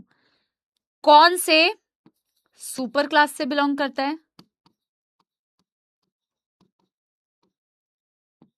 कौन से क्लास से बिलोंग करता है, जीनस एंड स्पीशीज। अच्छा सपोलो एक बात बताओ, इस हायरार्की से, hierarchy is like a rank, okay, इस हायरार्की से तुम्हें ये तो समझ आ रहा है कि मैम किंगडम के अंदर फाइलम आता है। ये मैं बच्चों वाली बात बता रही हूँ, बट बच्चे ही हो तुम। ओके, किंगडम के अंदर यानी फाइलम आता है मैम, फाइलम के अंदर सब फाइलम आएगा, सब फाइलम के अंदर डिवीजन आएगी, डिवीजन के अंदर सुपर क्लास आएगी, सुपर क्लास के अंदर क्लास आएगी, क्लास के बाद जीनस आएगा और स्पीशीज आएगा। ये चीज समझनी है।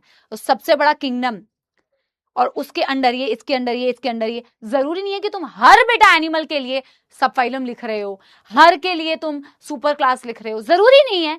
फ्रॉग में हम पढ़ते हैं एक एनिमल किंगडम में, इसीलिए हम इसके लिए सारी बातें कर रहे हैं। किस किंगडम से बिलोंग करता है मैम? ये बिलोंग करता है of course ma'am kingdom animalia, because ये एनिमल है। एनिमेलिया में कौन से फाइलम से बिलोंग करता है मैमडी? कॉर्डेटा। कॉर्डेटा में मैम ये कौन से सब फाइलम से बिलोंग करता है? सब फाइलम वर्टिब्रेटा। बेटा आप में हम सब वर्टिब्रेट है। वर्टिब्रेट का मतलब क्या होता है? कॉर्डेट का मतलब होता है, वैसे कॉर्डेट की बड़ी सारी कैरेक्टरिस्टिक फीचर है, नीड में कई बार आया हुआ सवाल है। हमारे पास नोटोकॉर्ड होती है एक्सेट्रा एक्सेट्रा, पर हमारे लाइफ में at any stage of life notochord होनी चाहिए।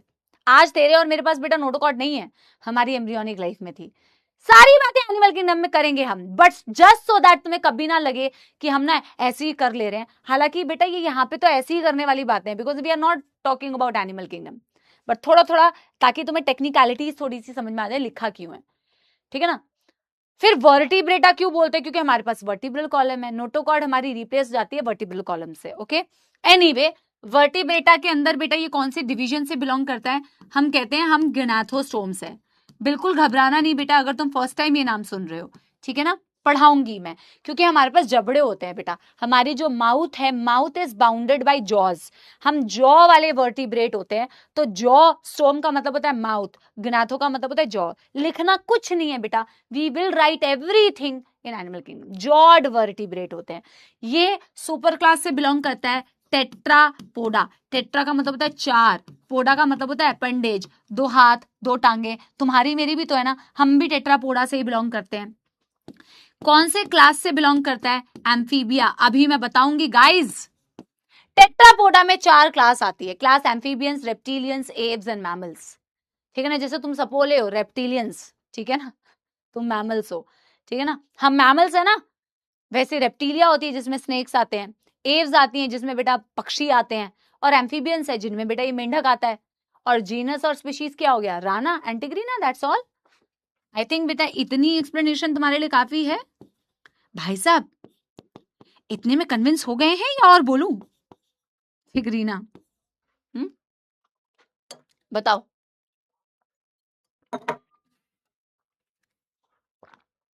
Everybody done done done done हो जाए तो बेटा give me a thumbs up, okay. जैसे ही हो जाए तो just give me a thumbs up. फिर हम इसके कुछ जनरल कैरेक्टरिस्टिक्स की बात करेंगे, ठीक है ना, और फिर हम इसके मॉर्फोलॉजी में जाएंगे। जनरल कैरेक्टरिस्टिक तो मैं यही साइड में करूंगी बेटा, यहाँ इसका एक डब्बा बना लेती हूँ, मतलब इसमें साइड कर देती हूँ। अब यहाँ हम कुछ जनरल कैरेक्टरिस्टिक्स करेंगे, ओके। कुछ जनरल बातें पहले कर लेते हैं जो एनसीईआरटी में एज जनरल कैरेक्टरिस्टिक्स दी हुई हैं। बेटा give me a thumbs up अगर किसी को यहाँ तक कोई प्रॉब्लम नहीं है। कैरेक्टरिस्टिक्स, ओके, या डन। जनरल कैरेक्टरिस्टिक में सबसे पहली जो जनरल कैरेक्टरिस्टिक है कि ये एम्फीबिया से बिलोंग करता है, ठीक है ना। एम्फीबिया से ही शुरुआत करते हैं। एम्फी, डुअल, बिया, बायोस, डुअल लाइफ है, मतलब ये लैंड पे भी रह सकता है, ये पानी में भी रह सकता है। फ्रेश वाटर, फ्रेश वाटर का मतलब होता है बेटा मीठा पानी। मीठा पानी इज नॉट चीनी वाला पानी, is like the ponds, the river, जो ये वाली वाटर बॉडीज होती हैं, नॉट द समुद्र, नॉट द बीच, गोवा वाली beach, no you will not find that this Rana tigrina. So not in the समुद्री पानी, not in the ocean, not in the marine water. पानी में है मतलब फ्रेश वाटर में है, या फिर बेटा टेरेस्ट्रियल है। सो डुअल लाइफ होती है, इसीलिए एम्फीबियंस कहलाते हैं ये, ठीक है ना। सो पहला जो जनरल पॉइंट हम लिखेंगे that why these are amphibians, why these are बेटा एम्फीबियंस। तो मैमड़ी, बिया वर्ड आया है बायोस से, एम्फी वर्ड आया है डुअल, ओके, डुअल लाइफ। दोहरी जिंदगी तो बेटा कई लोग भी जी रहे होते हैं ना, हम तो बहुत पढ़ाई करते हैं और असली जिंदगी बेटा अलग है। डुअल का मतलब होता है दोहरी जिंदगी। कैन बी बेटा फ्रेश वाटर, कैन बी बेटा fresh water and can be terrestrial, okay. पानी की तो इसको काफी आवश्यकता होती है गाइज। अब जो रेप्टाइल्स के बारे में पढ़ोगे ना, वो बड़े वो ट्रू लैंड वर्टिब्रेट्स है गाइज, वो सच्चे लैंड वर्टिब्रेट्स है। इनको देखोगे, इनको बीच बीच में पानी की आवश्यकता भी पड़ेगी। देखोगे ना, फर्टिलाइजेशन इनका पानी के अंदर होता है, एक्सटर्नल फर्टिलाइजेशन होती है ना। तो प्रॉपर प्रॉपर प्रॉपर लैंड पे बेटा आपकी रेप्टाइल्स चालू हुई थी। एनीवे, तो ये इनका सबसे पहला कैरेक्टरिस्टिक फीचर है that they have dual life. अच्छा, नाउ हम बहुत देर से बेटा पीक की बात कर रहे थे। देखो दे आर ना cold blooded animals. Cold blooded का मतलब होता है पोइकिलोथर्म। तुम कैसे हो बेटा, वार्म ब्लडेड एनिमल। हम, तुम का मतलब होता है हम कैसे हैं, हम वार्म ब्लडेड एनिमल्स होते हैं, हमें होम्योथर्म कहा जाता है, इनको पोइकिलोथर्म कहा जाता है, कोल्ड ब्लडेड एनिमल्स कहा जाता है। What is the meaning of cold blooded guys? Cold blooded का मतलब होता है एनिमल्स जो अपना कांस्टेंट बॉडी टेम्परेचर मेंटेन नहीं कर सकते, which do not have constant body temperature. बाहर के टेम्परेचर के अकॉर्डिंग टेम्परेचर चेंज हो जाता है। We have a constant body temperature, we are not Rana tigrinas and सपोला सपोला बोलती हूँ but you are not a सपोला, यू आर अ सपोला but you are not that सपोला एक्चुअल वाला स्नेक, है ना, वो भी कोल्ड ब्लडेड होते हैं, पोइकिलोथर्म एनिमल बोलते हैं। बड़ी परेशानी भी है क्योंकि मैम अगर ऐसा हो जाएगा तो ये सरवाइव कैसे करेंगे पीक समर सीजन में, पीक विंटर सीजन में गाइस, क्योंकि उसमें तो बड़ा ज्यादा टेम्परेचर वेरिएबल होता है। विंटर में भी बड़ा ठंड हो जाएगी, कम टेम्परेचर है, समर में भी बेटा बहुत ज्यादा, तो तुम्हें पीक समर विंटर में ये नजर भी नहीं आते हैं गाइस। ये तुम्हारे जैसे थोड़ी हैं, वैसे तुम्हारी जैसी तो है, अभी मैं तुम्हें बताती हूँ। In the peak summer season do you spot any frog? अभी रेनी आ रहा है तो बेटा तुम्हें दिखेगा, फ्रॉग दिखेंगे, अपना टाइम आएगा, अभी अभी ये गा रहे होंगे ना, अपना टाइम आ गया, क्योंकि पीक समर और पीक विंटर में तुम्हें दिखेंगे भी नहीं। ये बरोज बना लेते हैं, गड्ढे बना लेते हैं, क्योंकि बेटा ऐसे peak summer cold blooded animal survive नहीं कर पाएंगे ऐसे, they can not maintain a constant body temperature. So what they do is बेटा दे मेक डीप बरोज, गड्ढे बना लेते हैं, अपने लिम्स का इस्तेमाल करते हैं और गड्ढे बना के वो स्लीप पे चले जाते हैं बेटा, ठीक है। विंटर स्लीप को बोला जाता है हाइबरनेशन, समर स्लीप को बोला जाता है बेटा एस्टिवेशन, ओके। और जो हर वक्त सोए उसे बोला जाता है यकीनियन। आई मीन ये ना थोड़ी राइमिंग बन गई साथ में, इसलिए मैंने बोल दिया, सोना नहीं है, ओके। हाँ, पीक तुम्हारा भी पीक स्टडी सीजन में तुम सोते हो, फिर पीक बेटा जब वो होता है तो तुम रोते हो। Don't be a frog, at least you can be like frogs also बेटा, कभी कभार चलेगा but not all the time, okay. So peak summer में स्लीप पे चले गए जिसे बोला एस्टिवेशन, पीक विंटर पे सोने चले गए हाइबरनेशन। ये याद रखना ही नीड में आया हुआ सवाल है। They make burrows, they live in that, they poikilotherm animals, this is also general characteristic, okay guys. कहीं ना कहीं तुम कुछ कुछ बेटा बोल रही हो, मेंढा बोल रही हो, मेंढक और बेटा मिक्स हो गया है ना। सो दे आर पोइकिलोथर्म्स, या ऐसे लिखो पहले, they are cold blooded animals, they are cold blooded animals, and when I say beta cold blooded animal, that means beta ji they are poikilotherm, they are poikilotherm, do not have a constant body temperature, do not have a constant body temperature, do not have a constant body temperature, okay. Okay, now during peak charam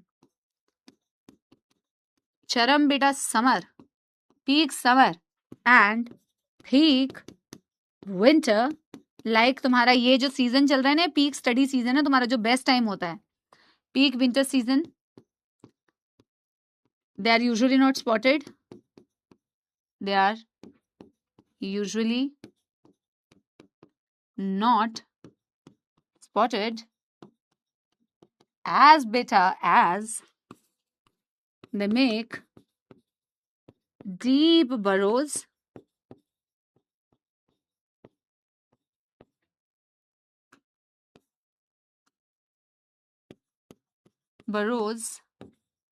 and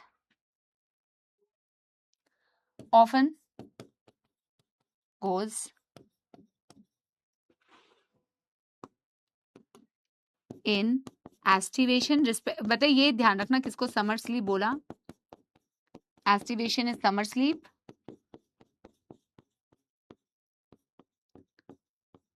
and hibernation, क्योंकि ये NEET में आया था सवाल। Easy चीजें होती है but actually वो जो एग्जाम का प्रेशर है ना बेटा, उस प्रेशर में ना आसान चीजों में हम कंफ्यूज होते हैं, हमेशा याद रखना ये वाली बात। चीजें आसान आती है बट जो वो एग्जाम प्रेशर है ना उसमें हम इजी चीजें भूल जाते हैं। इसको पहले आप डन डन डन कर लो गाइस, ओके।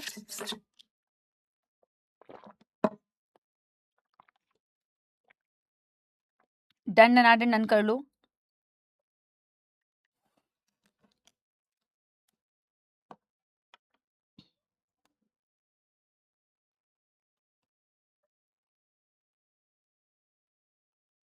जिमियत हम सब जैसे हो जाए,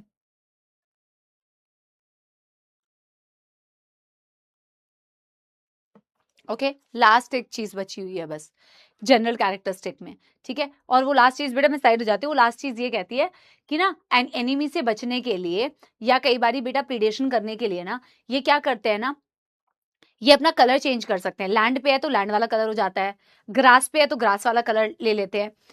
जो ये कलर चेंज करने की इनमें प्रॉपर्टी होती है ना बेटा, इसे कैमोफ्लेज कहते हैं। और इस तरीके से कलर चेंज करके ये जो पूरा प्रोसेस है कि किसी चीज को कॉपी कर रहे हैं ना, उसको बोला जाता है बेटा mimicry. Have you all done it बेटा? Done done and done everybody? Done done and done? Yes yes okay, चलो बहुत बढ़िया। तो पहले पॉइंट लिख लो फिर बताती हूँ। This is the last point. Last point ये कहता है, क्या बोल रही थी मैं, हाँ, when on grass, when on grass, जब वो ग्रास पे है, और on land they can change as per the background बेटा, दे कैन चेंज कलर। जिस कलर चेंज को बोला जाता है बेटा camouflage.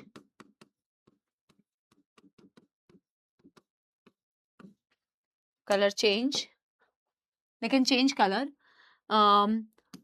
to protect themselves from enemy,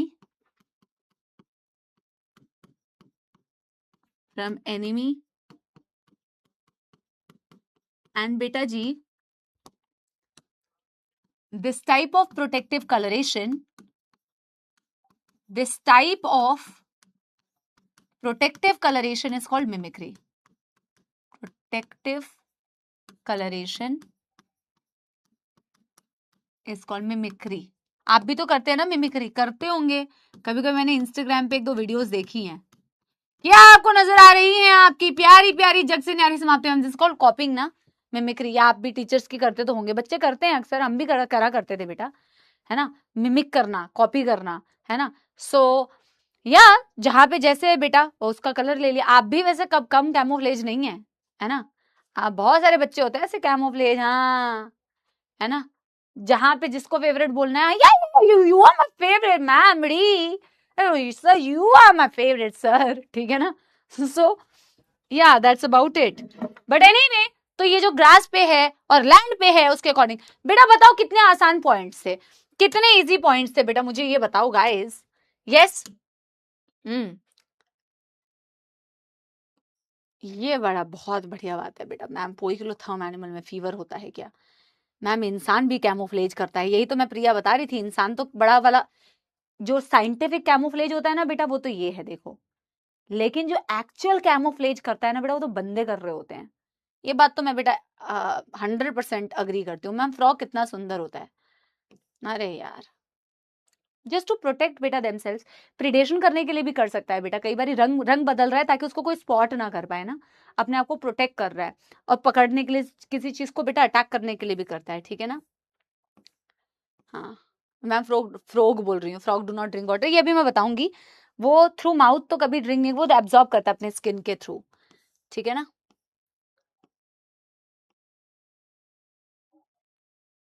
बेटा डीप बरोज में जाएंगे तभी तो बेटा उस हार्श टेम्परेचर से बच पाएंगे ना बेटा।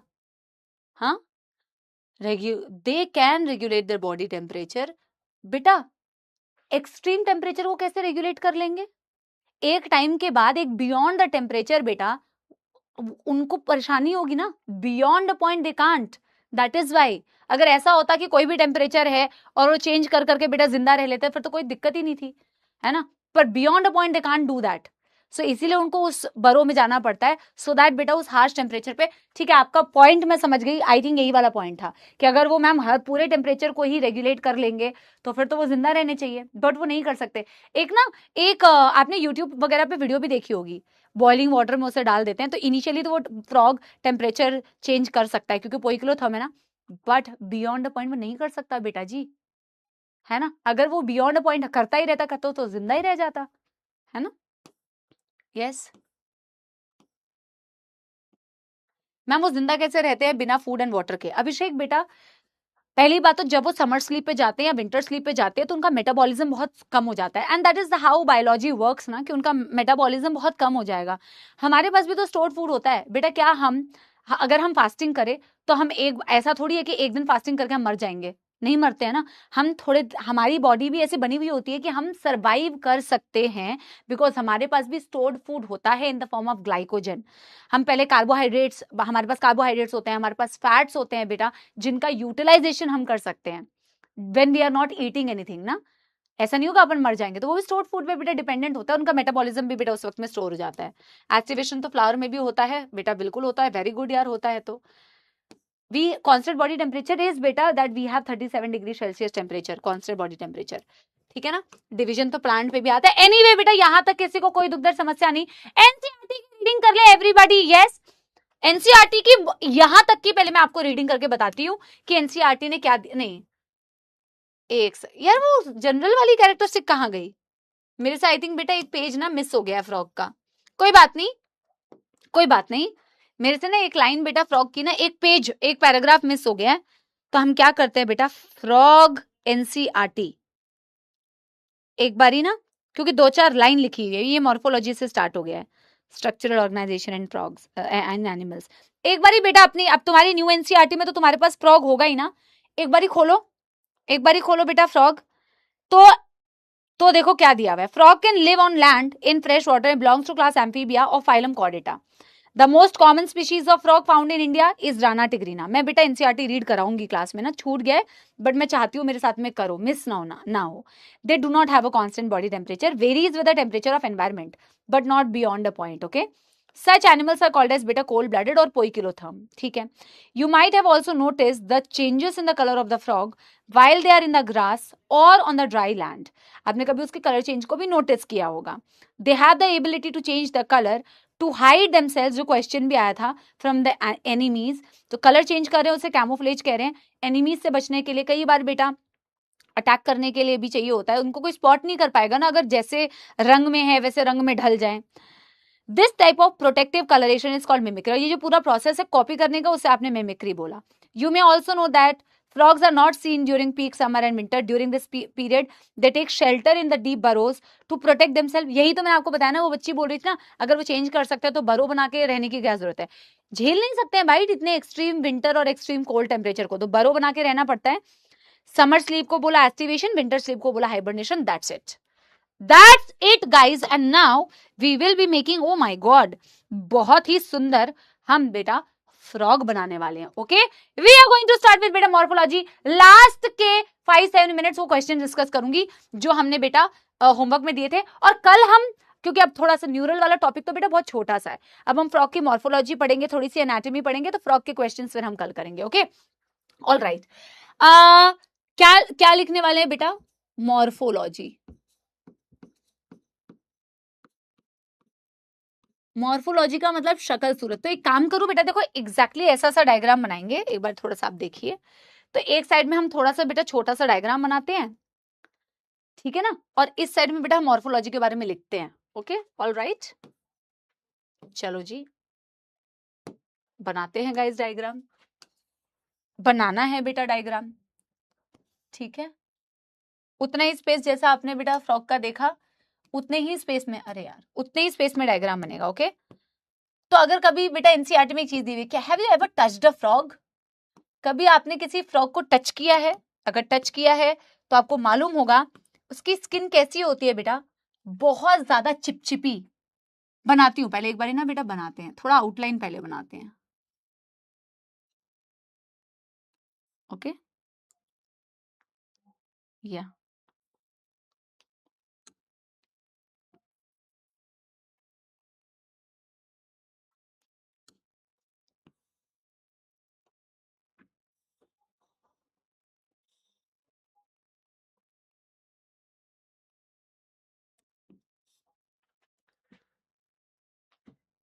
बनाओ गाइस, बनाओ, पेंसिल से बनाना। ओके,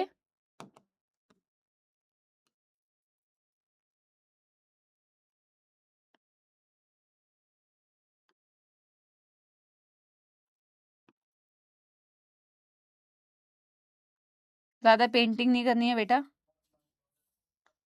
पहले थोड़ा सा ना फ्रॉक बना लेती हूँ, फिर बताती हूँ फ्रॉक को टच किया है कभी, ठीक है, तो कैसा होता है फ्रॉग। फ्रॉग की इतनी बड़ी चोंच तो नहीं बननी चाहिए बेटा, ठीक है। पहला ही जो मुंह बनाया था ना, सही बनाया था, दैट्स फाइन, को चेंज नहीं करेंगे ज्यादा। डिजिट्स पे ध्यान देना, उसकी जो 4 लिम्स होती है ना बेटा, उसमें 4 ही डिजिट्स होती हैं, ओके। तो अपने मन से मत डिजिट्स बना लेना, डिजिट्स का मतलब होता है उंगलियां, ठीक है ना। जो आगे वाले हाथ हैं, लिम्स आई मीन, उसमें 4 ही डिजिट्स होती हैं। जो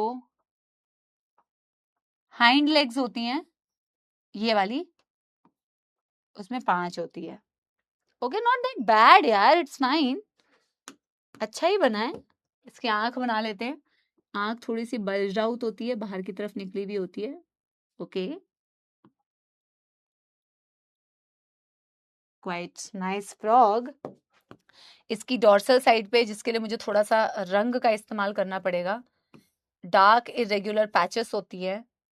तो एक काम करती है, ये कलर लेते ही नहीं है, अच्छा ब्लैक कलर से तो बन ही नहीं सकता है यार, तो ना पैचेस बनाने के लिए, पैचेस तो नहीं बन पाएंगी यार, डार्क ग्रीन कलर ले लेती हूँ। ब्लैक कलर से दिखाया ना बेटा, इतना मैं हमें इतना वो करने की जरूरत नहीं है। ये दिखेगा बेटा तुम्हें, ये जो मैं डार्क कलर ग्रीन कलर से बना रही हूँ, इसकी बॉडी में ना डॉर्सल साइड पे कुछ ऐसे मार्क्स है ना, पैचेस बोलते हैं, पैटर्न।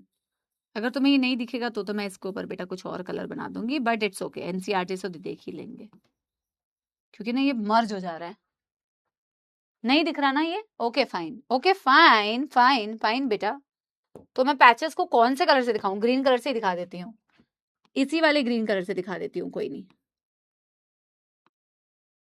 ठीक है भाई, परेशान नहीं होना, परेशान नहीं होना, कोई बात नहीं,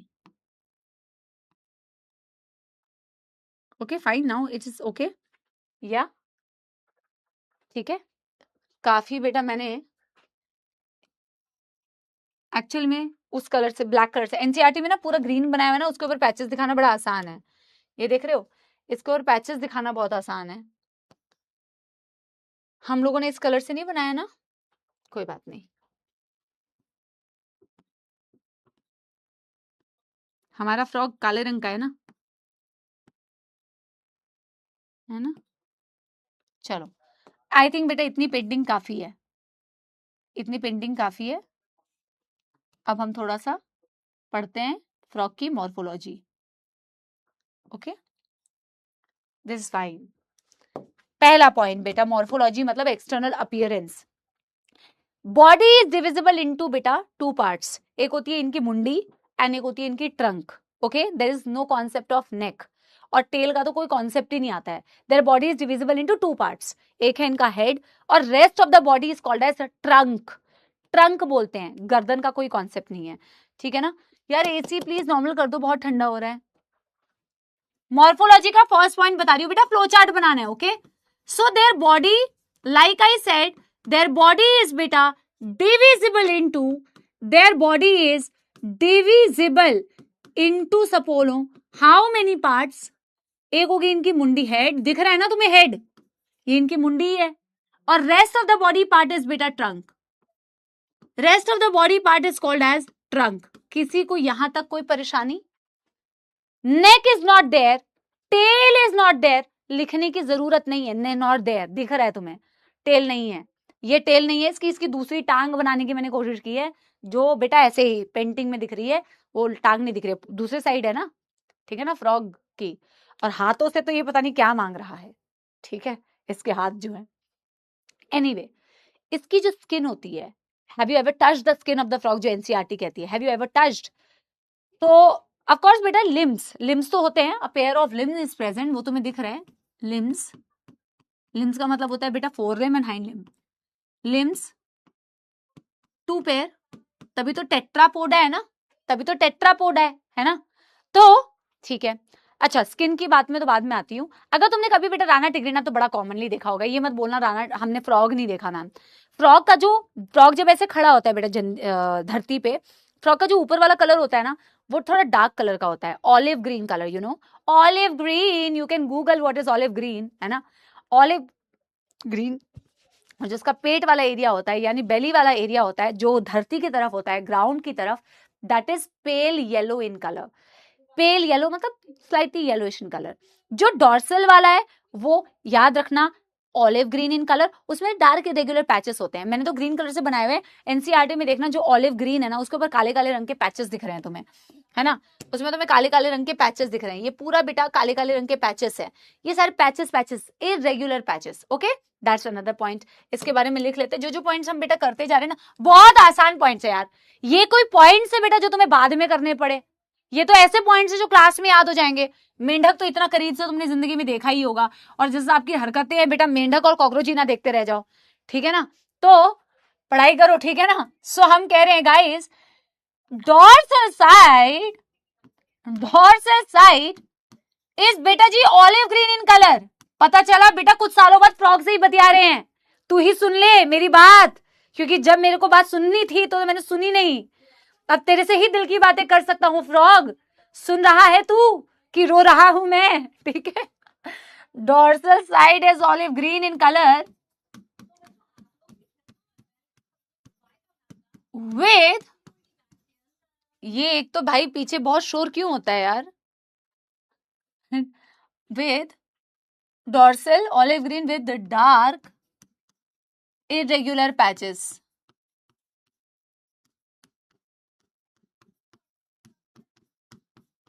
Yes? And ventral side pale yellow beta, pale yellow in color. No worries, all good memory. अब बेटा जी नंबर 4 पॉइंट जिस पे मैं बार बार आ रही थी और नहीं आ पा रही थी। Have you ever touched the skin of the frog? Like I said बेटा, ऐसा ना हो जाए कि फ्रॉग ही जिंदगी में रह जाए, ठीक है ना। जब आप उसको बेटा टच करोगे तो उसकी जो स्किन होती है बड़ी चिपचिपी होती है गाइस, बड़ी ही मॉइस्ट होती है एंड म्यूकसी होती है। म्यूकस मतलब चिपचिपा सब्सटेंस, है ना। उसके बॉडी के ऊपर कोई स्केल्स नहीं होते हैं सपोलो जैसे सपोलो के पास होते हैं, जिसको वो शेड ऑफ भी करते हैं। लिजर्ड के पास होते हैं, दे डोंट हैव। मतलब लिजर्ड की अगर स्किन तुमने कभी बेटा, लिजर्ड की तो तुम कभी हिम्मत भी नहीं करोगे मेरे ख्याल में, है ना। जहां लिजर्ड वहां तुम तो नहीं नजर आओगे। गलती से लिजर्ड गिर भी जाए, oh my God, people are usually very scared of these lizards, है ना। तो पता नहीं यार लिजर्ड में है कौन सी ऐसी बात यार। सही में भाई लिजर्ड बहुत ही घिनौने और बहुत ही ज्यादा डरावने होते हैं यार। इतनी छोटी सी चीज है बट यार मौत आती है कहीं पे भी। वो बाथरूम में तो भैया ऐसा लगता है तुम्हारे ऊपर ही गिरेगी, कहीं पे भी हो दूर, ठीक है। लिजर्ड की स्किन को अगर कभी छुओगे तो तुम्हें मन करेगा आ तेरे को बॉडी लोशन लगा देता हूं, इतनी ड्राई होती है। स्केल्स होते हैं उसकी बॉडी के ऊपर, इसको जरूरत नहीं है non body lotion, natural lotion. Mucus, skin is very very moist, skin has बेटा लॉट ऑफ म्यूकस, ओके। वो कभी भी पानी पीता भी नहीं है, वो स्किन के थ्रू ही एब्जॉर्ब करता है। आपको मालूम है? मालूम तो हो गया ना, मैंने बता दिया। सो स्किन moist गीली एंड विद म्यूकस यानी चिपचिपी, mucus without any scales, without any scales, okay. और एक बात मैं लिखूंगी बेटा, दैट नेवर ड्रिंक्स वाटर, यहीं पे पॉइंट लिख दे रही हूँ क्योंकि स्किन के थ्रू अब्जॉर्ब कर रहा है ना, तो स्किन का पॉइंट हो गया ये। Never drinks water but absorbs through का मतलब होता है वाया स्किन। अच्छा यहाँ पे कुछ लेबलिंग तो कर लो यार, कि ये इसकी मुंडी थी, हेड, ये इसका माउथ होगा बेटा, ये इसका डॉर्सल पार्ट है बेटा, हमने तो लेबलिंग ही नहीं की। ये इसके 4 लिम्स है, ये इसके बेटा हाइंड लिम्स है, ये इसकी बेटा आंखें हैं जो होती है दिल की जुबां, ठीक है, आईज, और आईज थोड़ी बाहर की तरफ निकली हुई होती है, बल्ज्ड आईज होती है ना, ठीक है। अच्छा अब अगला पॉइंट क्या कहेंगे हम, नंबर 5।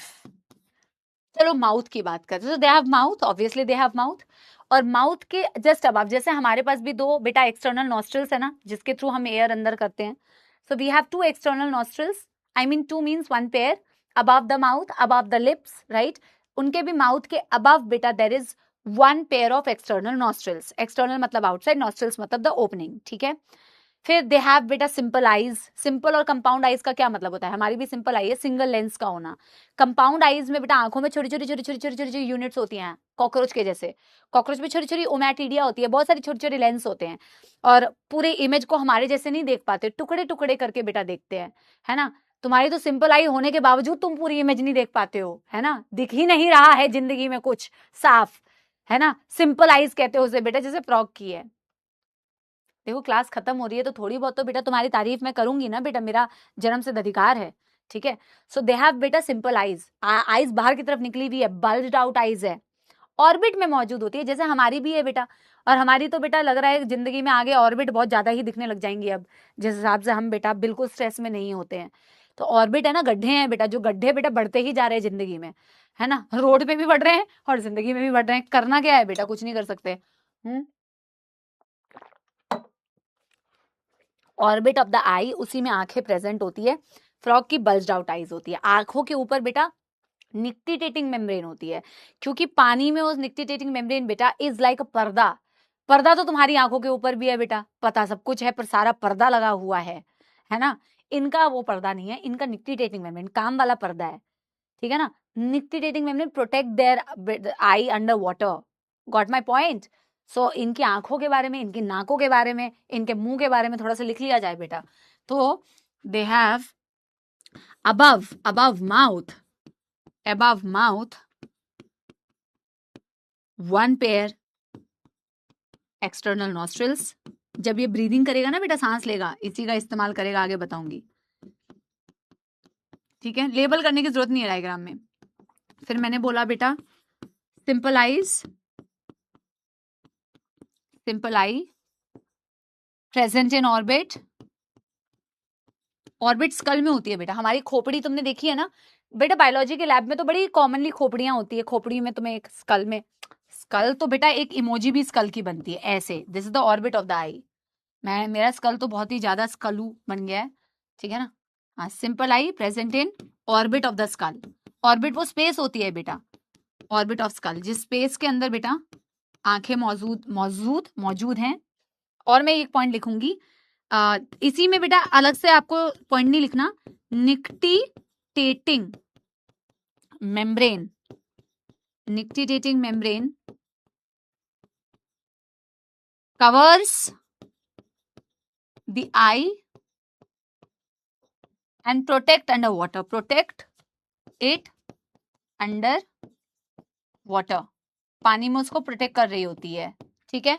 आंखों के बारे में कर लिया। एक बहुत इंपॉर्टेंट बेटा, फ्रॉग की एक बहुत इंपॉर्टेंट कैरेक्टरिस्टिक है ये, नियर द आई, दोनों आंखों के पास एक मेम्ब्रेनस फोल्ड होता है बेटा, एक मेम्ब्रेन का फोल्ड होता है जो साउंड वाइब्रेशन को रिसीव करता है। किसी भी आप बेटा कॉर्डेटा में आप जो क्लासेस पढ़ रहे हैं, एम्फीबिया, रेप्टिलिया, एव्स, मैमल्स, ये टेट्रापोडा से बिलोंग करते हैं, right.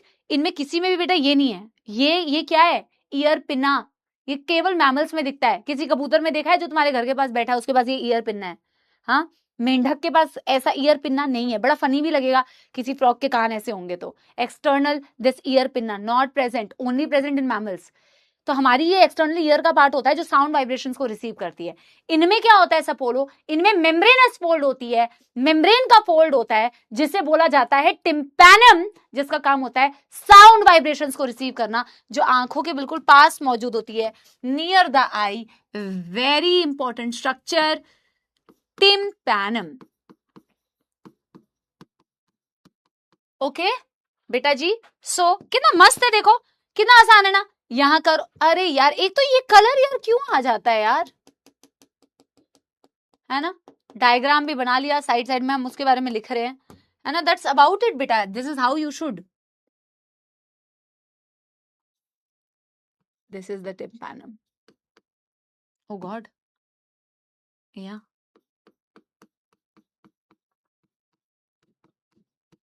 Tympanum, okay. And 7 membranous fold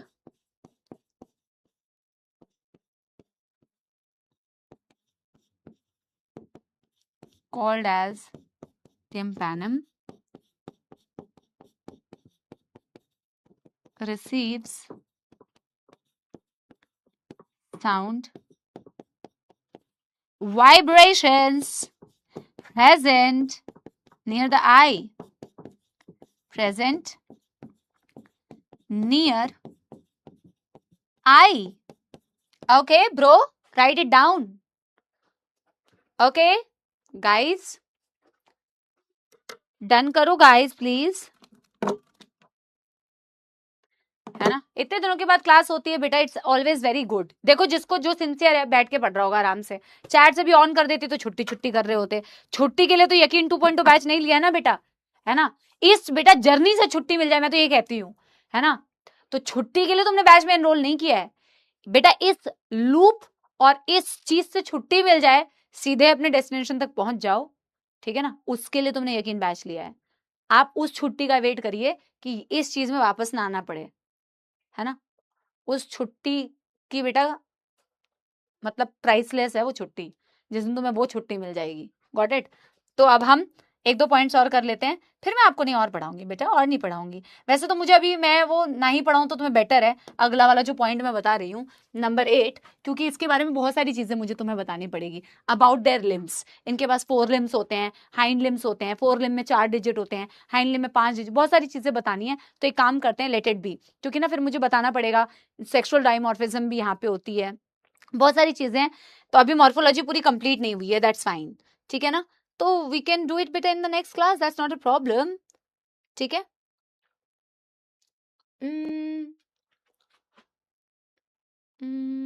या क्वेश्चंस डिस्कस कर लेते हैं जो हमने लास्ट क्लास में होमवर्क दिया था, ठीक है। आई होप बेटा तुम लोगों ने बिल्कुल इसी तमीज से बहुत पढ़ाई की है और इसी तरीके से नोट्स बनाए हैं जैसे मैंने बनवाए हैं, ठीक है। और तुम सही पढ़ रहे हो, और क्या बेटा, और कुछ नहीं, बस सही पढ़ना है, उसके अलावा तो कोई स्ट्रेस तुम्हें जिंदगी में लेना ही नहीं है बेटा, नथिंग एल्स। ये तो हमने पढ़ा नहीं है, तो it's okay, let's discuss the homework questions guys. I hope आप लोगों ने सॉल्व किए होंगे, ठीक है। सपोलो आई होप बेटा यू, या हाँ, नहीं नहीं बेटा, अभी मुझे ना कुछ चीजें और बतानी है उससे रिलेटेड, ओके। टेंशन नहीं लेना बेटा, स्ट्रेस जितना बता रही हूँ it's okay, do not stress at all. लिखना है 8वां पॉइंट लिखना है, यू आर इन, तो 8वां पॉइंट लास्ट पॉइंट लिख दो मैम। चलो अब ये अच्छी बात हुई ना, that's the spirit, continue, very good यार, चलो बहुत अच्छी बात है, दैट्स द स्पिरिट। देखो you, I get motivated from you guys, ये बात हुई ना बेटा, चलो बहुत अच्छी बात है। लिम्स के बारे में लिख लेते हैं यार, हालांकि अभी भी कंप्लीट नहीं होगा, मॉर्फोलॉजी में मैं तुम्हें और भी चीजें बताऊंगी, बट क्योंकि अब आपकी मोटिवेशन मुझे दिखी तो वेरी गुड।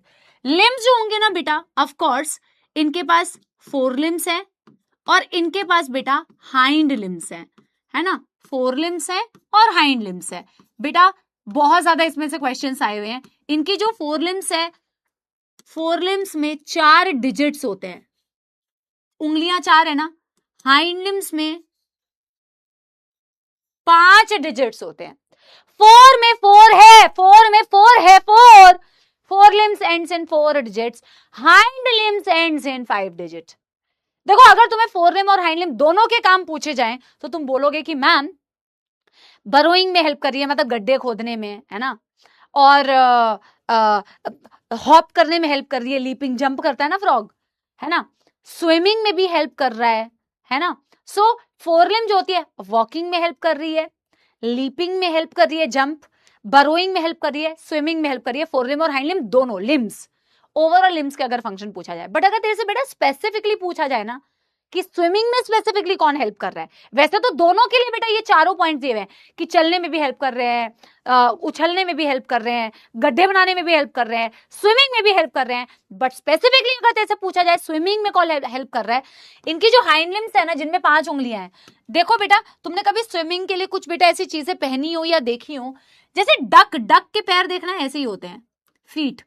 तो इनकी जो हाइंड लिम्स है ना, जिनको हम फीट बोलते हैं, वो ऐसी वेब्ड होती है, उसमें ऐसी वेबिंग है। थोड़ा बड़ा बना के बताती हूँ, ये देख रहे हो ये, और ये वेबिंग डक कभी देखा हो, कभी डक बेटा, मैं तो जब गाँव जाती थी ना तो हमारे वहां बड़े डक है यार, तालाब में बड़े डक होते हैं। तो डक जब स्विम करता है ना, उसके पैर ऐसे पीछे की तरफ होते हैं, ऐसे पीछे की तरफ वाले, मैं तो पता नहीं कौन सा पीछे कर रही हूँ, समझ गए ना। तो उसके पैर या बड़े सुंदर तो वैसे होते हैं।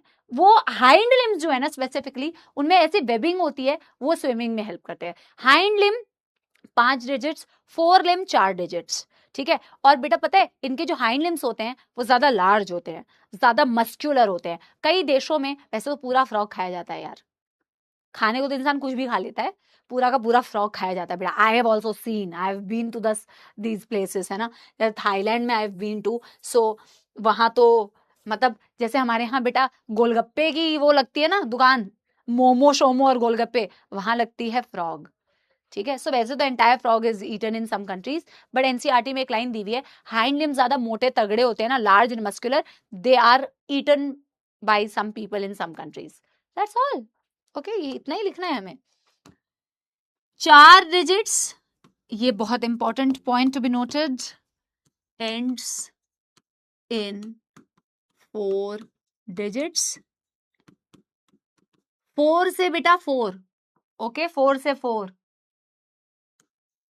ends in 5 digits, okay, and webbed, और hind limb जिसको मैं feet भी कह रही हूं, वैसे तो मैं अभी पहले तो इसके बारे में लिखूंगी, limbs flow chart he banana, overall helps in swimming, walking,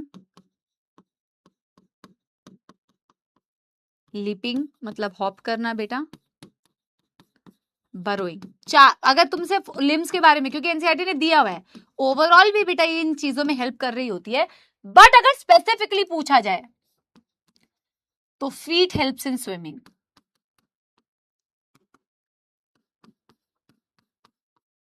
easy है ना बेटा।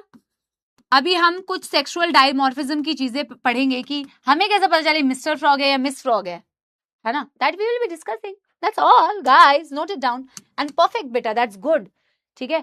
आप पहली बार मैंने चार्ट्स ऑन किया तो तुमने बोला मैम करा दो यार ये वाला पॉइंट यार मैम, नहीं तो पिछली 2 क्लासेस से तो तुम लोग बेटा नलायकी कर रहे थे, सिंसियरिटी से करना है सारी चीजें, ठीक है। तो बहुत अच्छी बात है बेटा, that's the spirit.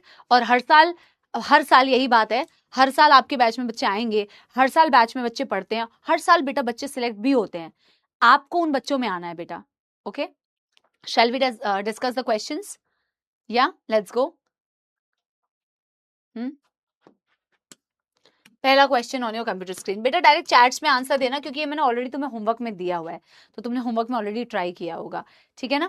Which of the following is not a connective tissue, blood is a connective tissue, adipose is a connective tissue, cartilage is a connective tissue, definitely neuroglial sales, आज हमने पढ़ा है, तो न्यूरोग्लियल सेल्स, ये homework question है बेटा, okay मैंने दिए थे तुम्हें सॉल्व करने के लिए, घर में किए होंगे तुमने, करना चाहिए, okay. So neuroglial cells are definitely a part of neural tissue, option 4 is the correct answer.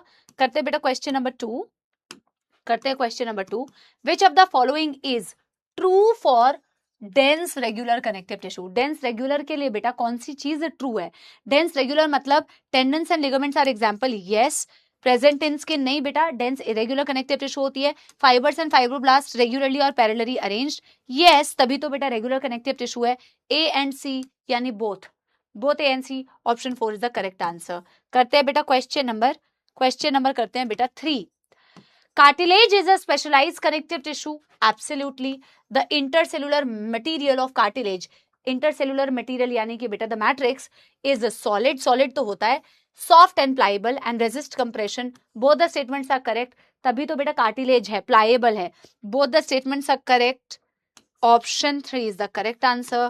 करते हैं बेटा क्वेश्चन नंबर 4, करते हैं क्वेश्चन नंबर 4। ये क्वेश्चन मैंने पता है क्यों दिया है, ये क्वेश्चन इसलिए दिया है क्योंकि ये जो है ये एनसीईआरटी की लाइन है, एनसीईआरटी की लाइन है बेटा, तो आपको एनसीईआरटी की लाइन रिकॉल हो, ऐसा कोई तोप क्वेश्चन नहीं है, बट तोप बन जाता है जब नीट में आता है, ठीक है।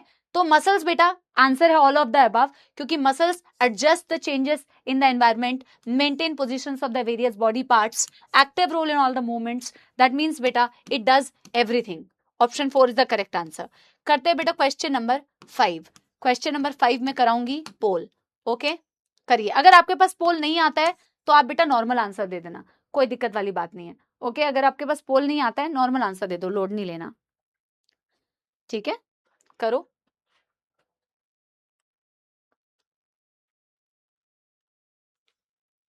The purpose should be solving the question. The purpose should not be coming in the leaderboard, beta. The purpose should be coming in the neat result celebration. Okay, that should be your purpose. ठीक है.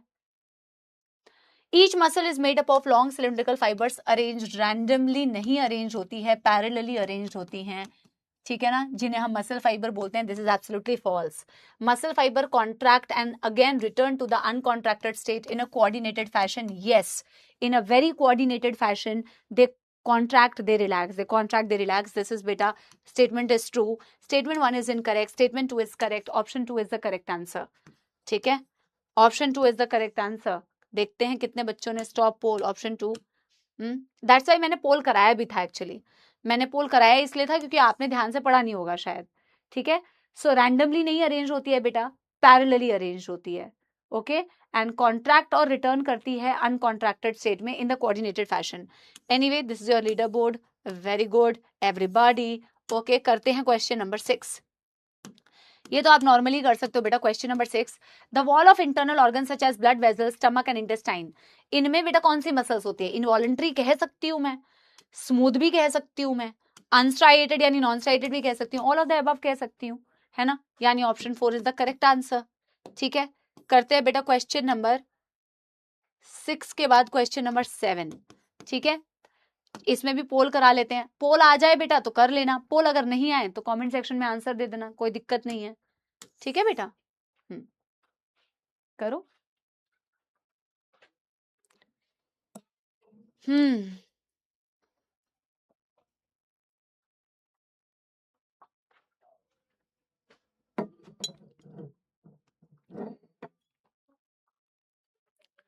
Following are the characteristic of beta osteocyte except.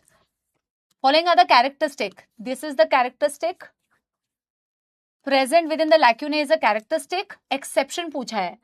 More than one osteocyte within one lacunae except this beta. एक से ज्यादा lacunae एक osteocyte, एक से ज्यादा osteocyte एक lacunae के अंदर नहीं होता.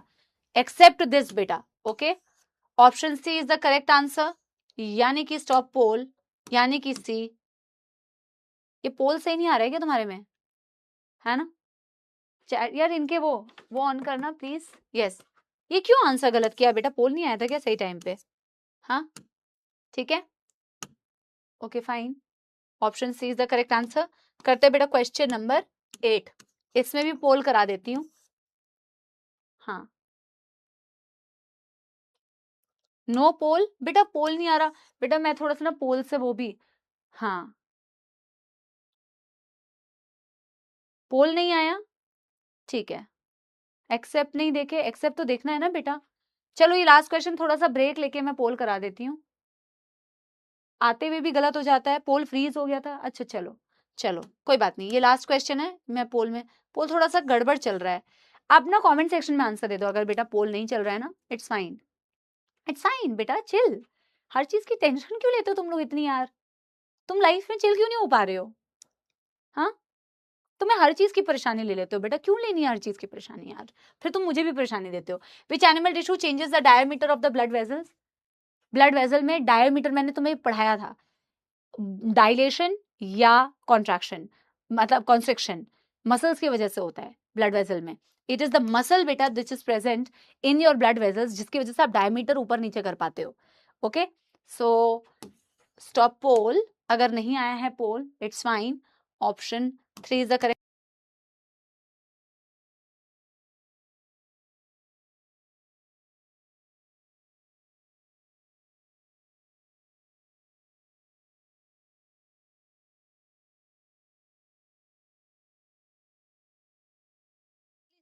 तुमने मास्ट सेल्स की वजह से सोचा? हाँ, तुमने मास्ट सेल की वजह से हिस्टामिन, सेरोटोनिन एंड वो है ना. Animal tissue is muscle. Muscle is present in tunica media. No voice? Voice तो है यार, वॉइस नहीं है. बच्चे कह रहे नो वॉइस, लिख तो रहे नो वॉइस. सारे बच्चे लिख रहे हैं. भाई चेक करो ना एक बारी. आप तो बिना चेक किए बोल रहे हो हाँ हाँ. आवाज कहाँ है? आवाज आ रही है बेटा? इट्स फाइन, ठीक है.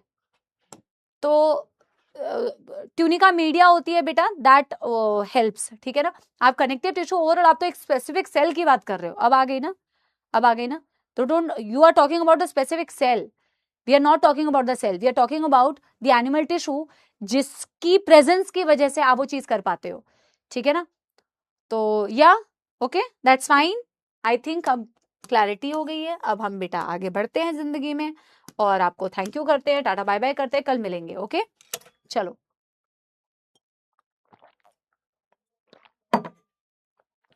ठीक है ना, आ गई ना आवाज।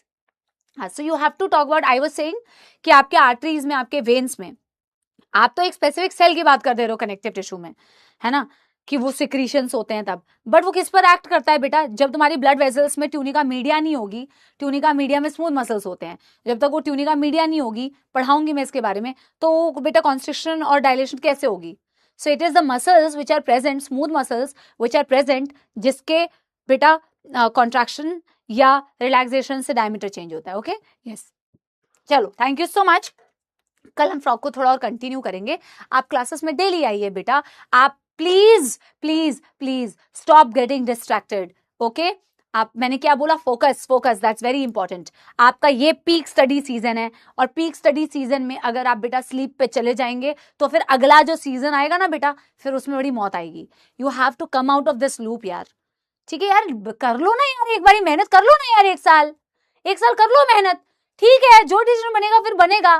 कम आउट ऑफ दिस यार, या तो मेडिकल कॉलेज में पहुंच जाओ, या तो कुछ और कर लेना फिर, ठीक है। टाइम पास नहीं करना है पूरे साल भर यार, please, I am telling you this. चलो bye bye, thank you so much. गाना सुना देते हैं आप लोगों को कि एक दिन आप यूं हमको मिल जाएंगे, फूल ही फूल राहों में खिल जाएंगे, मैंने सोचा न था एक दिन जिंदगी इतनी होगी हंसी, झूमेगा आसमां, गाएगी ये जमी, मैंने सोचा न था। दिल की डाली पे कलियां सी खिलने लगी, बहुत गंदा गाया मैंने यार। दिल की डाली पे कलियां सी खिलने लगी, जब निगाहें निगाहों से मिलने लगी, एक दिन होश से खो जाएंगे, पास आए तो मदहोश हो जाएंगे, मैंने सोचा न था एक दिन आप यूं हमको मिल जाएंगे, फूल ही फूल राहों में खिल जाएंगे, मैंने सोचा न था। और ये गाना नहीं है, ये मैं जेन्युइनली आप लोगों को बोल रही हूँ, टू ऑल द किड्स बेटा, जो आप भी इन सम वे यू मोटिवेट अस यार। I have always told you this ना, मुझे बहुत अच्छा लगता है जब मैं मिलती हूँ आप लोगों से, तो मुझे ना वो रियल वाली फीलिंग आती है, बहुत अच्छा लगता है यार। सो एक दिन आप यूं हमको मिल जाएंगे, फूल ही फूल राहों में खिल जाएंगे। थैंक यू सो मच बेटा, मिलेंगे अब अगली क्लास में, कल की क्लास में। Do let me in the comment section lecture आप लोगों को कैसा लगा। Bye bye, thank you so much, thank you, bye bye, thank you.